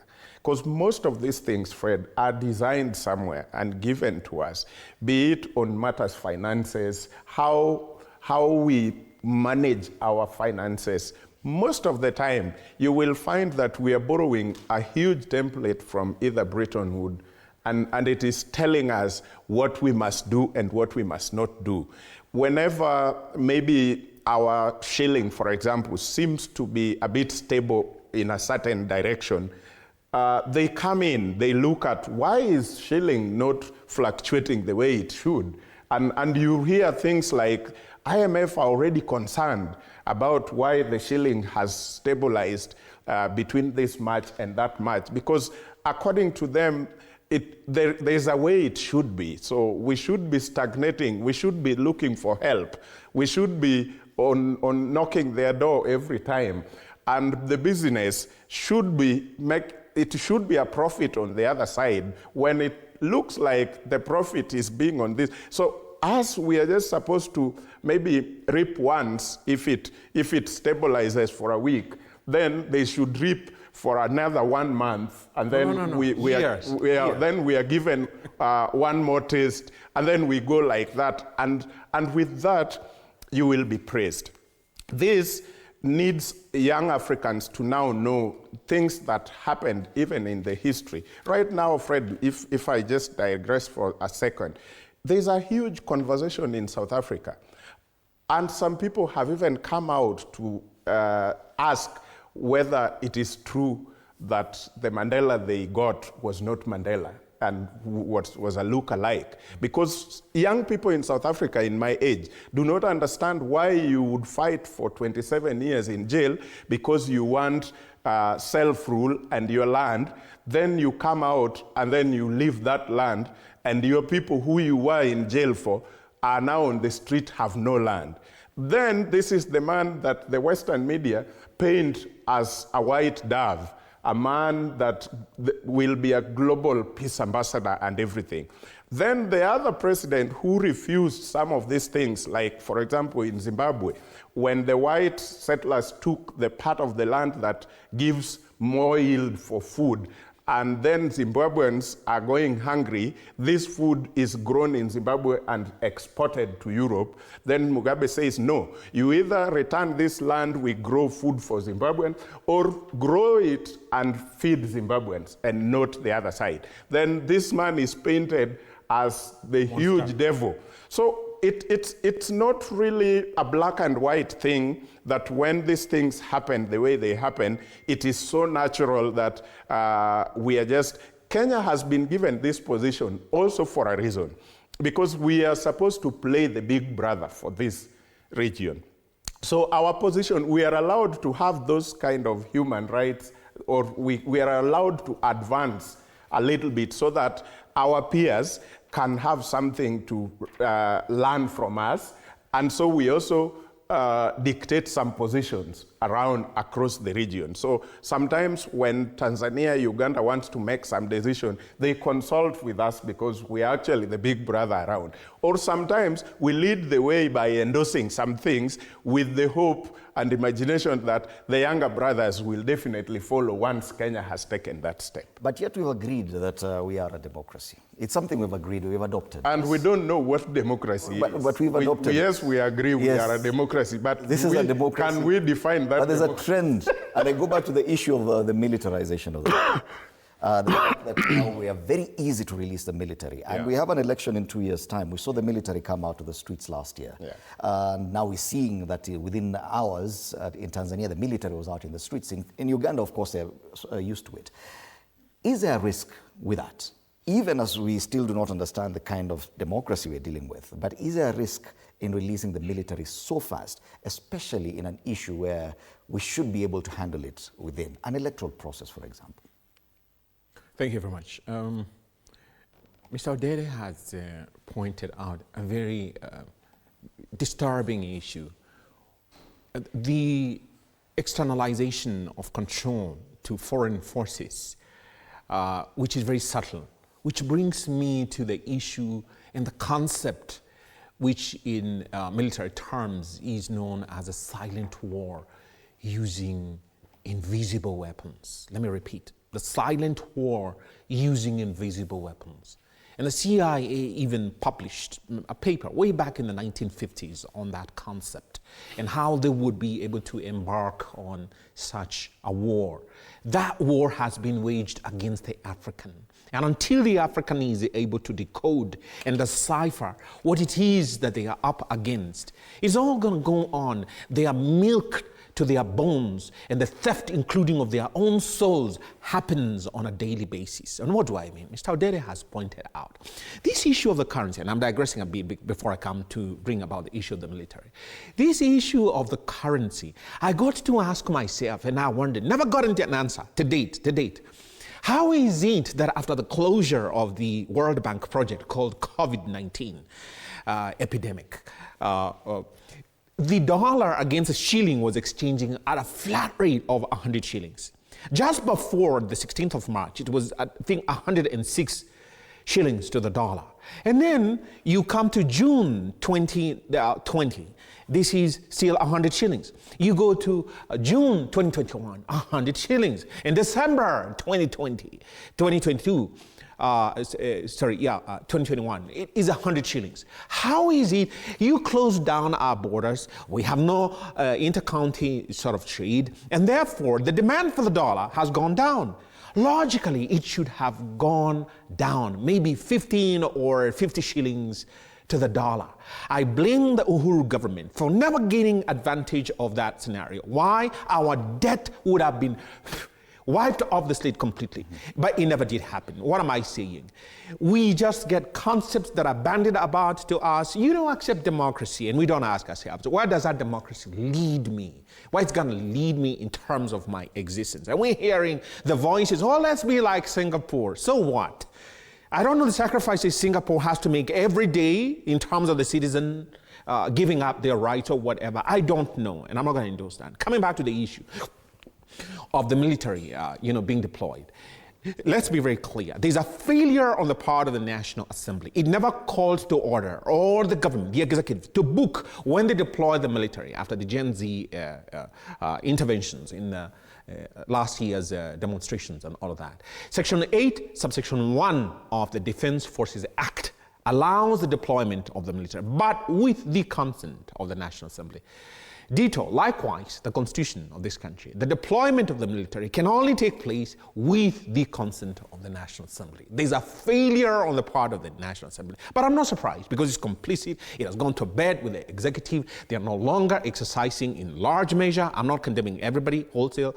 They are now endorsing, propagating, and articulating the agenda and everything about the executive without the checks and the balances that the constitution has afforded the Kenyan people. Section 8 has afforded of the Defense Forces Act of this country that has afforded the Kenyan people. So I'm not surprised that probably that is in the cards for deployment in the 2027 election. After the Kenyan people probably say the outcome does not agree with our voice, and then in order to entrench himself, the incumbent then says that he's going to defend himself, be sworn in secrecy, and therefore assumes power. But you cannot use the military in a democratic space in order to, for yourself, consolidate power for yourself and say that you have legitimacy.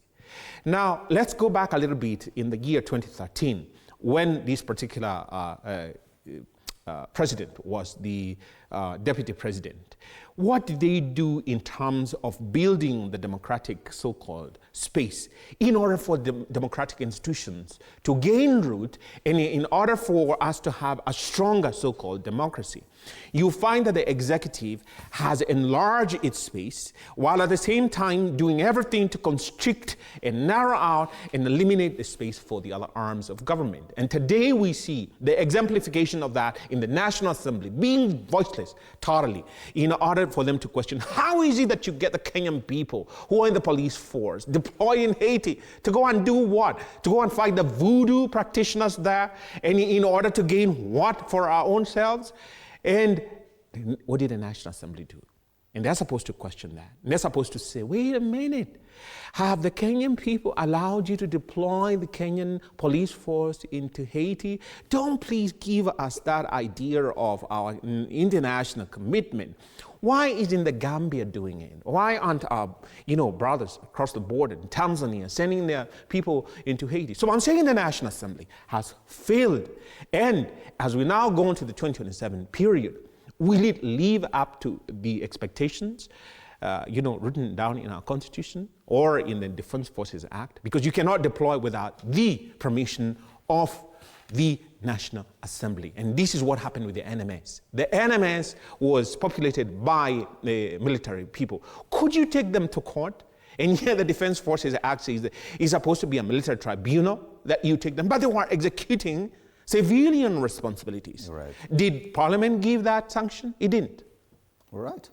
Yes, very serious concerns about the trend that's growing within the East African region on the deployment of the military, especially during the electoral cycle, an electoral process like an election, a general election, and then you see the military on the streets.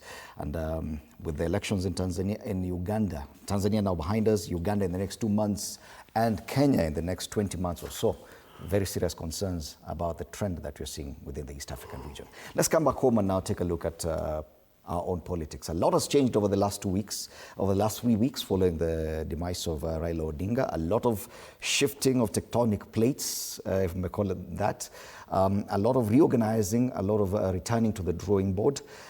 The latest, probably most interesting thing is a pronouncement by the fourth president, Uhuru Kenyatta, giving a warning to members of his party not to use harsh words against, and he mentioned the name, the DCP party leader, Rigathi Gachagua.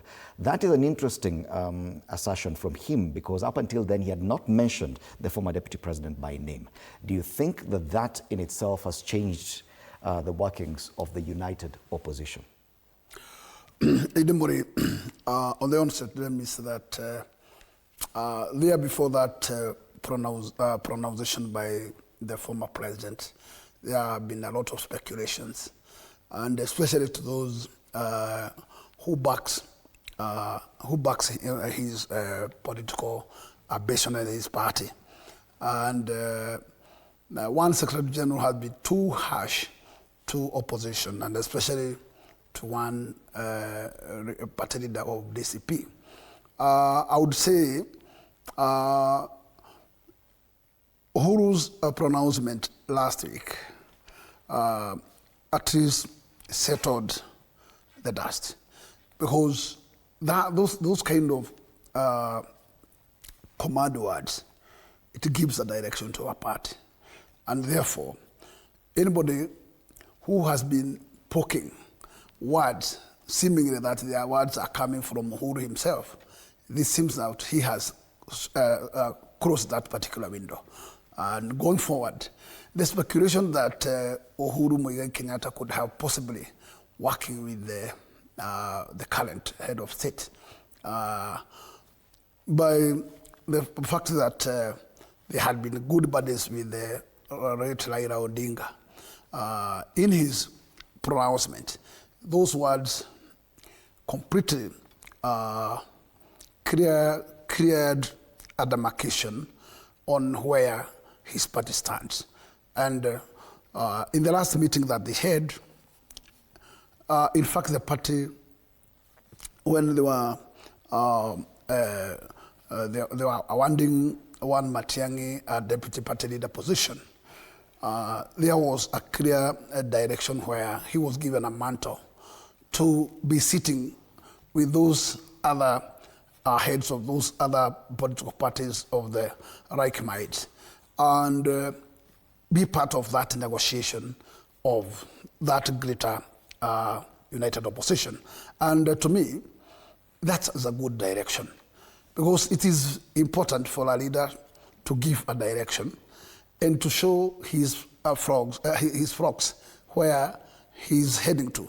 And I think today as we speak, anybody who was expecting that Uhuru is jittery with the former deputy president, the Gachagua, now that comes to an end, because it came from his own mouth that stop insulting people, other people, just settle the policies of the party, but do not insult the team that is part of your team, and also respect them, because leaders, you should respect other leaders, and what you should do is that settle your ideology, settle your blueprint, and to me, I think we are on a better position there now, and the opposition is on a better position where now Uhuru is known where he stands. All right. And I think going forward, there will be no big issue, because matter to do to think on a white smoke out of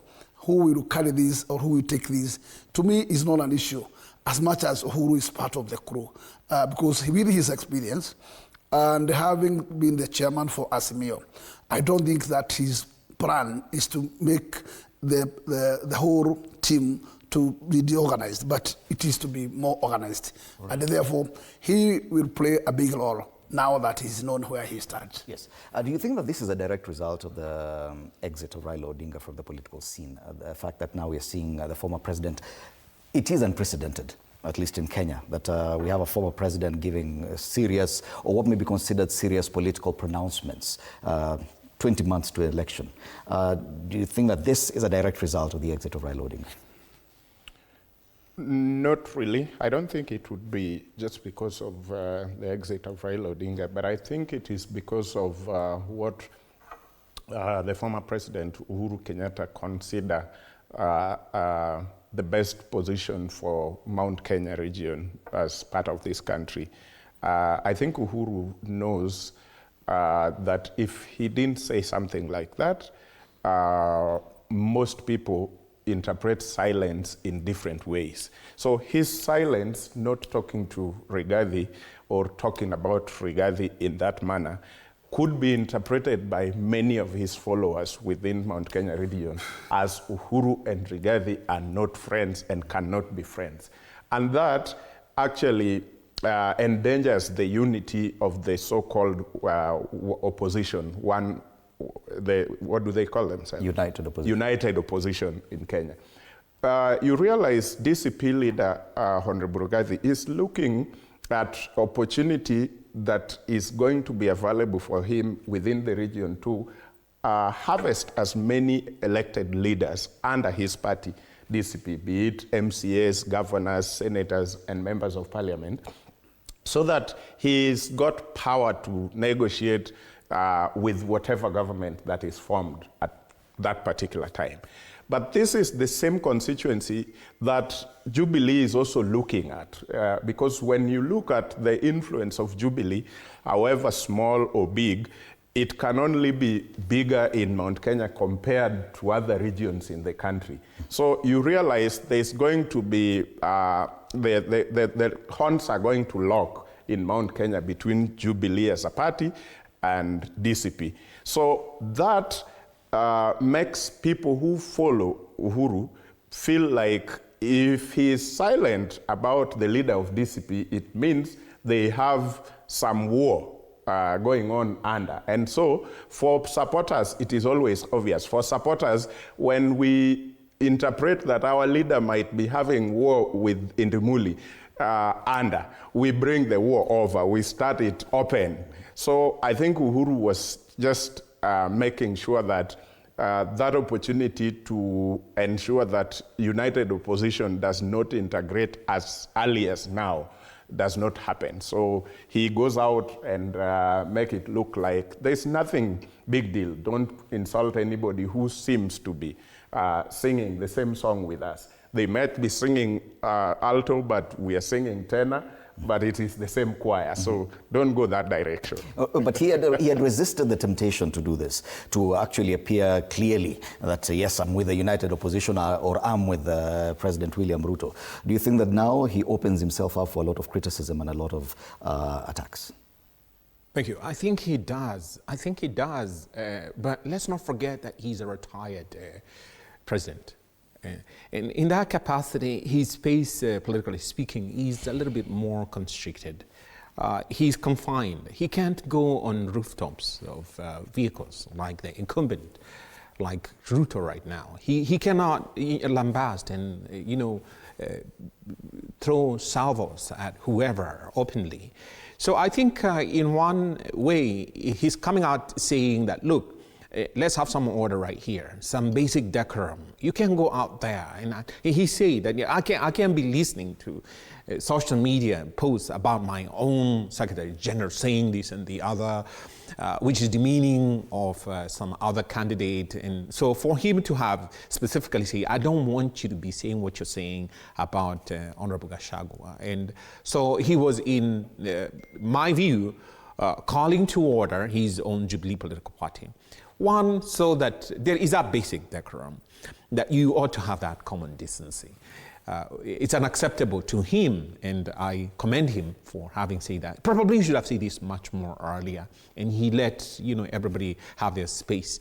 But then it seemed to have gotten out of control in a manner, in my view, injurious to his own image, that this is my political party. And I think Mr. Odede has pointed out in saying that there are those who attribute by association the former president's position with what is being said. And having now openly come and say that, he has, put it in black and white. This is unacceptable. You can't have this. But going forward now, does that change his, contribution to the united opposition? In my view, in a very tiny fraction. Tiny in the sense that his Jubilee followers now do not see or view Gachagua or the DCP with antagonism, or like, this is someone who we cannot work with or be with, and so on and so forth. So in some measure, that has helped or assisted. But it still does not resolve the more potent undercurrent in central Kenya. Like, the betrayal reeks the date. People are thoroughly upset, and the person who was brought in replacement, the soprano, with respect, I don't want to sound abusive of someone else, the Honorable Kindiki. It was not their choice, and they didn't go to the ballot to elect him. This is someone nominated in a literal way by the incumbent, President Ruto.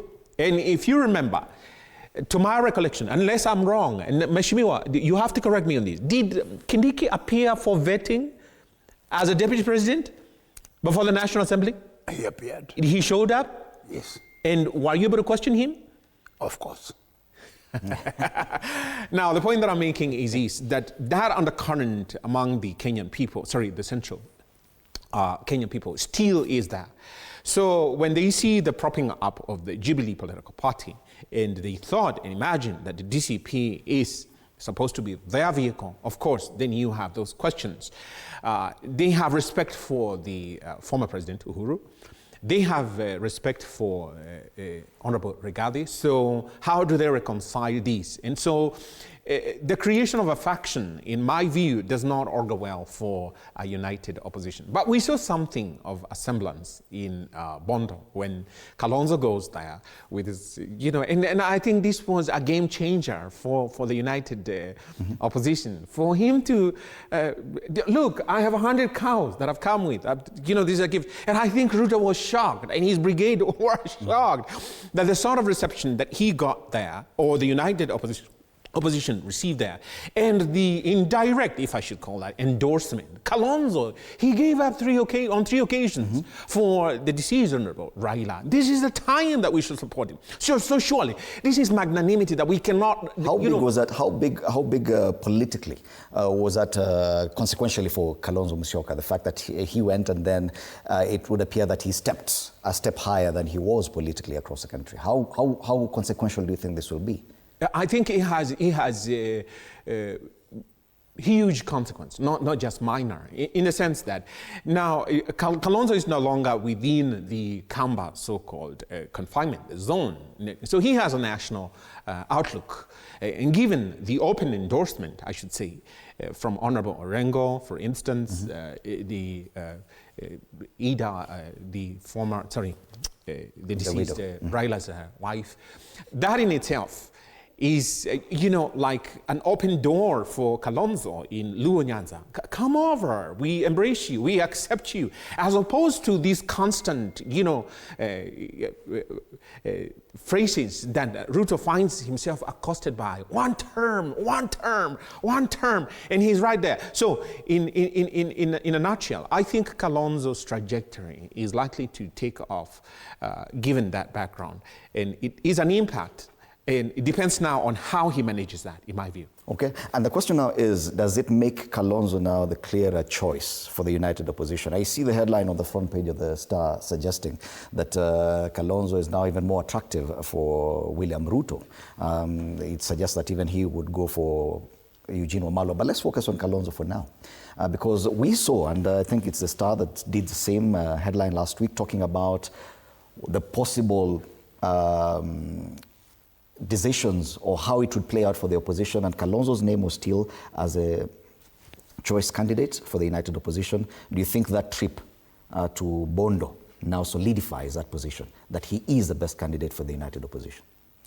On my view, I would say that particular visit gave Kalonzo some mileage, but that does not mean it is a justification to be the right opposition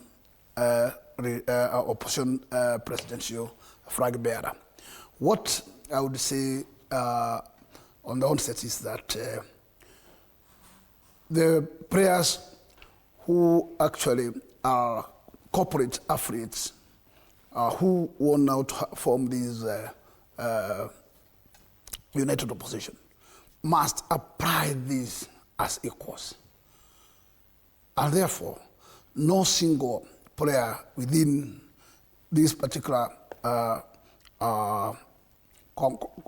this particular question should be taken easy, because anybody out of them can be the flag bearer.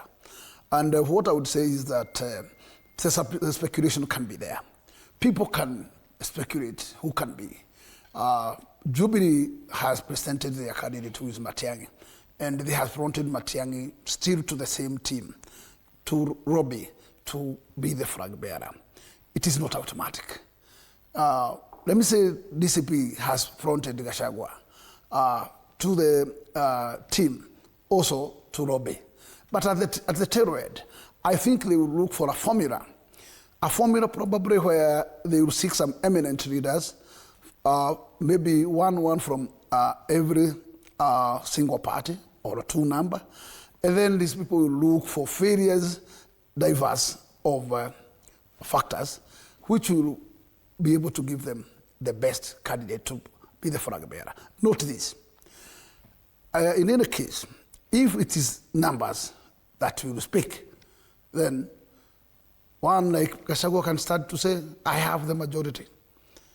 And therefore, that should not be a factor, because you need Kalonzo, you also need Matiang'i, you also need Wamarwa to win the battle. So what matters here in this particular coalition is people should approach the discussion in the spirit of oneness and victory. Because failure to that, then they were not going to have sacrifice. Because everyone of them qualifies to be the president. But if they will not go to what we call sacrifice, then it can be a very tall order. But we must have one.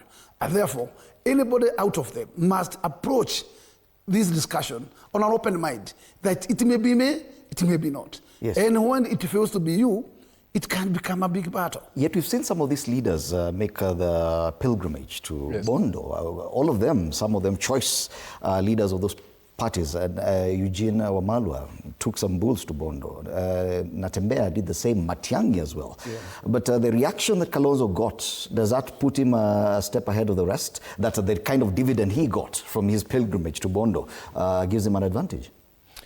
You know, for the first time, I have had issues with the people who give Kalonzo the advice to move the way he has been moving. But for the first time, I congratulated whoever it was that gave Kalonzo that move to make, because we know for sure that that was really attractive for Kalonzo, and it was going to confirm something, one thing. Number one, what Wakili has alluded to, and Mama Ida Odinga talked about this during the time she was eulogizing Raila on the burial date. She said, the reason why I have survived with Raila for these 50 years is because I learned one thing, to only inherit his friends, but not his enemies. So Mama Ida told the nation, and that was also by extension to the Luo nation, that don't inherit political enemies of your leader. Mm-hmm. Only inherit his friends, because you never know what tomorrow looks like. Tomorrow, this person you inherited from him as the enemy is now his friend. It takes you a longer time to adjust and become the friend to the other person. So one thing for sure that happened was for Kalonzo to confirm to the nation that the Luo nation don't have a problem with him. And that was the only thing he was going to confirm. And one thing, again, remains obvious. In the game of power, power lives in the spotlight. And the Raila Odinga's grave right now is where the spotlight has been for the past 1 month or so. So power lives in the spotlight. So Eugene would go there, everybody would go there, even Rigiji should go there, because in the game of power, if you are outside the spotlight, then you don't exist. Mm-hmm. So Kalonzo wanted to secondly confirm, I exist in a big way in this election coming. Attention is actually the currency of influence. So you try and make you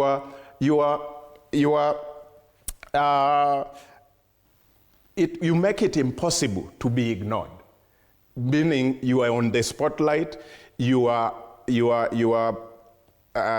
looking at all the possible means to influence things, because in the game of power, somehow the invisible has already been forgotten. So Kalonzo do not want Kenyans to imagine that he has been forgotten in this race.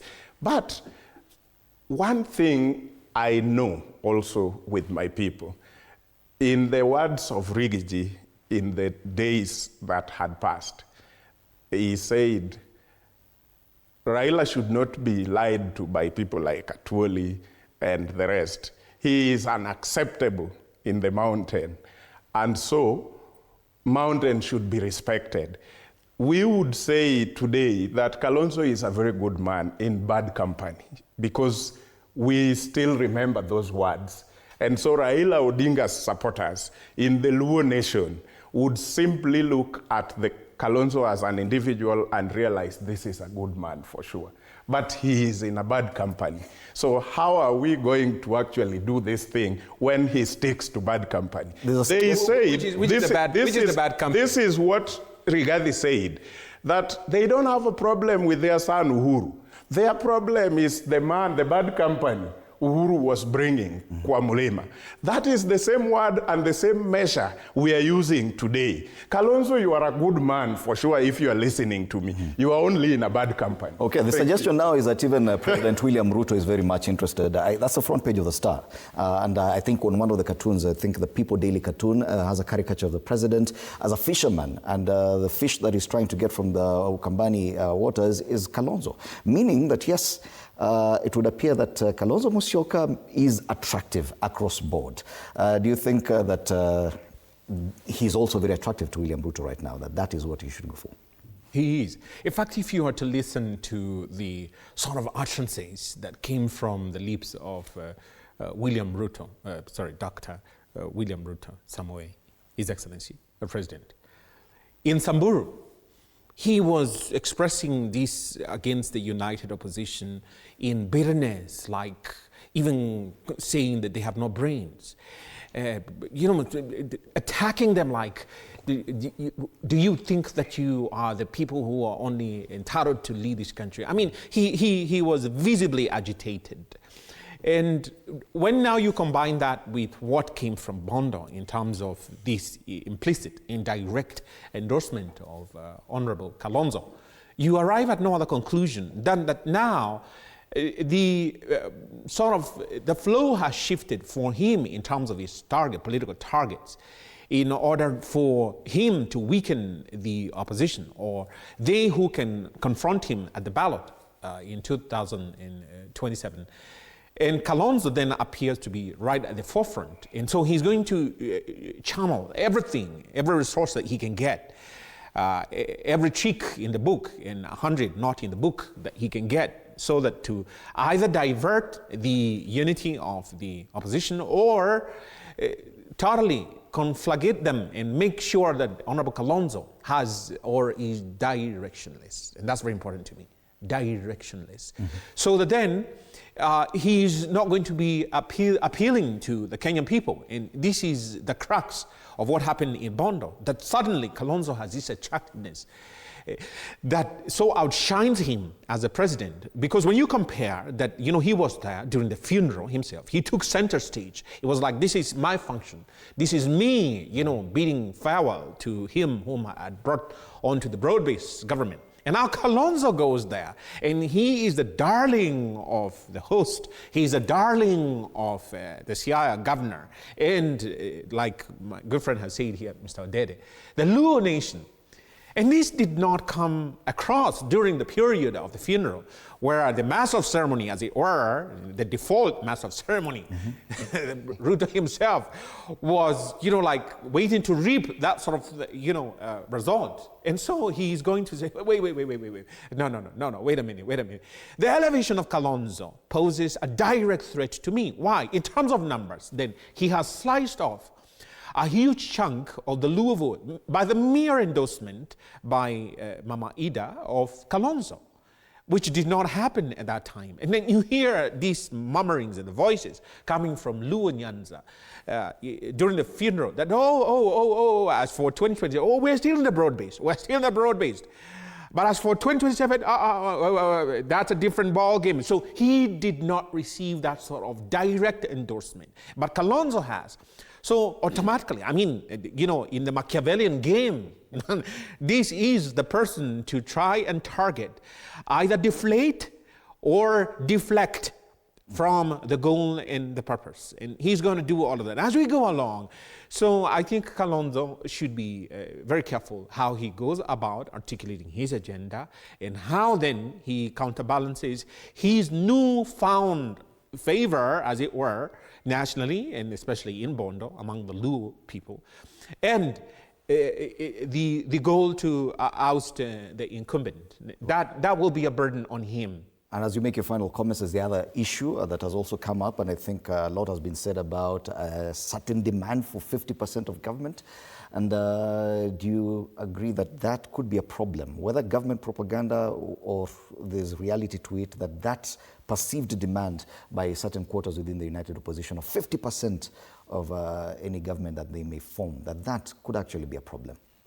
One, let me say, those are hearsay. Those are speculations. And the reality is far from that. let me see, there can never be. If you are coalition united, or a united coalition, which forms a coalition for a particular cause, I do not expect that when you have like 5 players, then you can take home 50%. Where do you expect that the rest will take home? This, I think that it's far from being negotiated. And if there is, because as of now, I can tell you that in fact some negotiations are ongoing. But they are far even from knowing what to portion, what. It is far from there. And therefore, I would say whatever has been in our daily papers was a bare hearsay or speculation, which has no any serious facts on it. Number 2, let me underline down this, that that element of Kalonzo bond visit, it also gives him an upper level.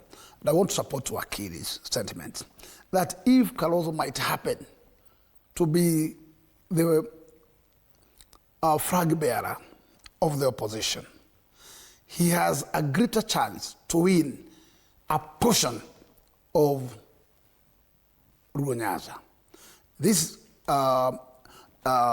particular event gives some assurance that the family has not yet forgotten the journey that they have gone with Kalonzo for 15 years and the sacrifice Kalonzo has given to Raila Odinga. Despite that, at the time of his death, he was in a partnership with William Ruto. That tells you the minds and spirits of Nyanza has not forgotten the sacrifice Kalonzo has done. And therefore, if Kalonzo at any given point will be given a room, I am not speculating that he's the one, but in case out of the list he becomes emerged the flag bearer, he will enjoy a big portion. And therefore, the one who is going to suffer in a great way is William Ruto. Because the William Ruto and the manner he cemented that value was like he wanted to inherit the whole region, which was under the umbrella of Raila Odinga. But this particular visit, in fact, indicated that things are different. Yeah. And that sentiment from Aida and Orengo actually are clear marks that as much as we trust and we are in the broad-based, still we are not forgetting that we have friends. All right. And when it comes to politics, it will then the family will distinguish which way to go. All right. As you make your final comments now, the suggestion is that William Ruto should offer, according to the cartoonist, should offer Kalonzo Musyoka the deputy president's position. I don't know. I'm not too sure whether Kalonzo would want to go for deputy president at this time when many of his supporters think he has a chance to become president. But that is his call. I just want to imagine on a light note that, Honorable Gakuya, if you think my people have not forgotten the journey of 15 years, don't you think that confirms that they have a brain that works? So they might also not forget what they have gone through in the company of Kalonzo, the company Kalonzo keeps, because that is also playing something. If I'm your friend and Wakili here is having a gun on me and you're saying nothing, I might also remember that time, even though he did nothing, but the man he was keeping his company wanted to kill me. So that I will also remember. Don't use that example. So that I will also remember. So it is not only that our brain in the Luo nation can only remember the good things, but will not remember the bad things from the company Kalonzo is keeping right now. So it's a 50-50 thing, and I pray that we don't remember some and remember others. And my... Don't forget the family for forgiveness. Yes. In the uttered words outside. What I know as a final thing, what I know is us who supported Raila Odinga believed in him, and our currency was loyalty, and we listened to him. So the final thing, he left us in the broad-based. So unless somebody gets him back to tell us to move away, we will, because you know we are loyal. We will move Beyond away. 2027. Yes, if he comes back and tell us, now move, we will move away for sure because we are loyal. Because of that loyalty, we remain where he left us. Final words, Wakili. Thank you very much. As we go to the elections, or as this phase dies out of the incumbent, I think we as the Kenyan people ought to ask ourselves, are the leaders that we elect on a perennial basis, after every 5-year cycle, serving the country in a manner that takes us to where we want to be, we should be? Are the political parties that they use as the vehicles to seize or to climb onto political positions, articulating our political goals and ambitions?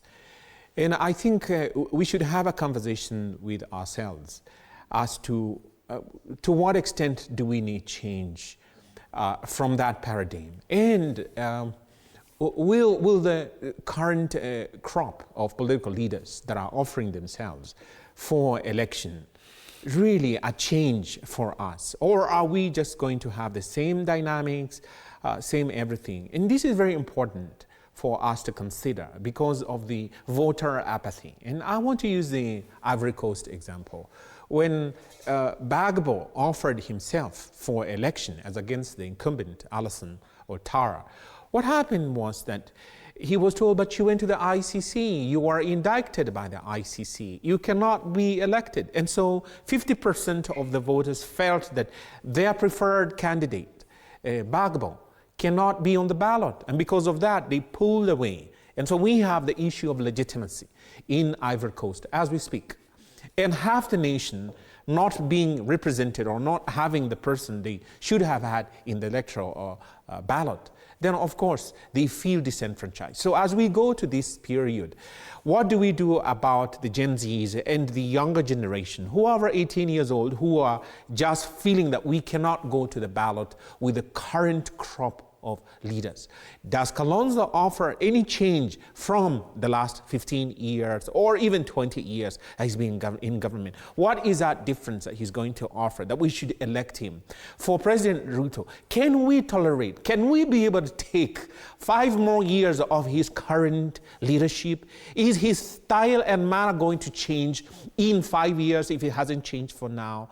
Is Honorable Matiang'i any different from when he was in government under His Excellency, the former President Uhuru? Are these other candidates any different from what they have explicated, shown to us in their political enterprises? This is a very disturbing issue for us, because when you look at the array of candidates and you look at the history of what they have done for this country in terms of the political expressions that they've had, can we say that we are at a different place? Or are we so much more behind? That, to me, is a very disturbing issue, because if then the majority of the Kenyan people don't see any change in the horizon, we are sunk. Very fundamental questions there. Thank you so much, Wakili Harrison Kinyanjui, Advocate of the High Court, political commentator Mesha Kodede, and James Gakuya, MP Embakasi North, our panelists this morning, and thank you for your time at TV47. Once again, the headlines: Ruto ajipigia debe, gazeti la Taifa Leo. NSC's stock price boom fails to draw new investors. That's the Business Daily. Ruto plots to split opposition, targets Kalonzo and Wamalwa. That's the front page of the Star. Matters education given prominence on the front page of the Daily Nation. Teachers split over the sham medical cover. And on the Standard, principals from hell. Remember, the principals are attending their annual conference. Once again, we do have a question on our Facebook page where we are also streaming live. That's TV47 Kenya. President Ruto has declared his intent to win the next polls, saying Raila Odinga is his only formidable opponent as he moves to woo Kalonzo and Eugene. Do you think this is a smart political strategy or an attempt to divide the opposition? That conversation continues online and you can be part of it. My name is Fred Indemuli. Good morning.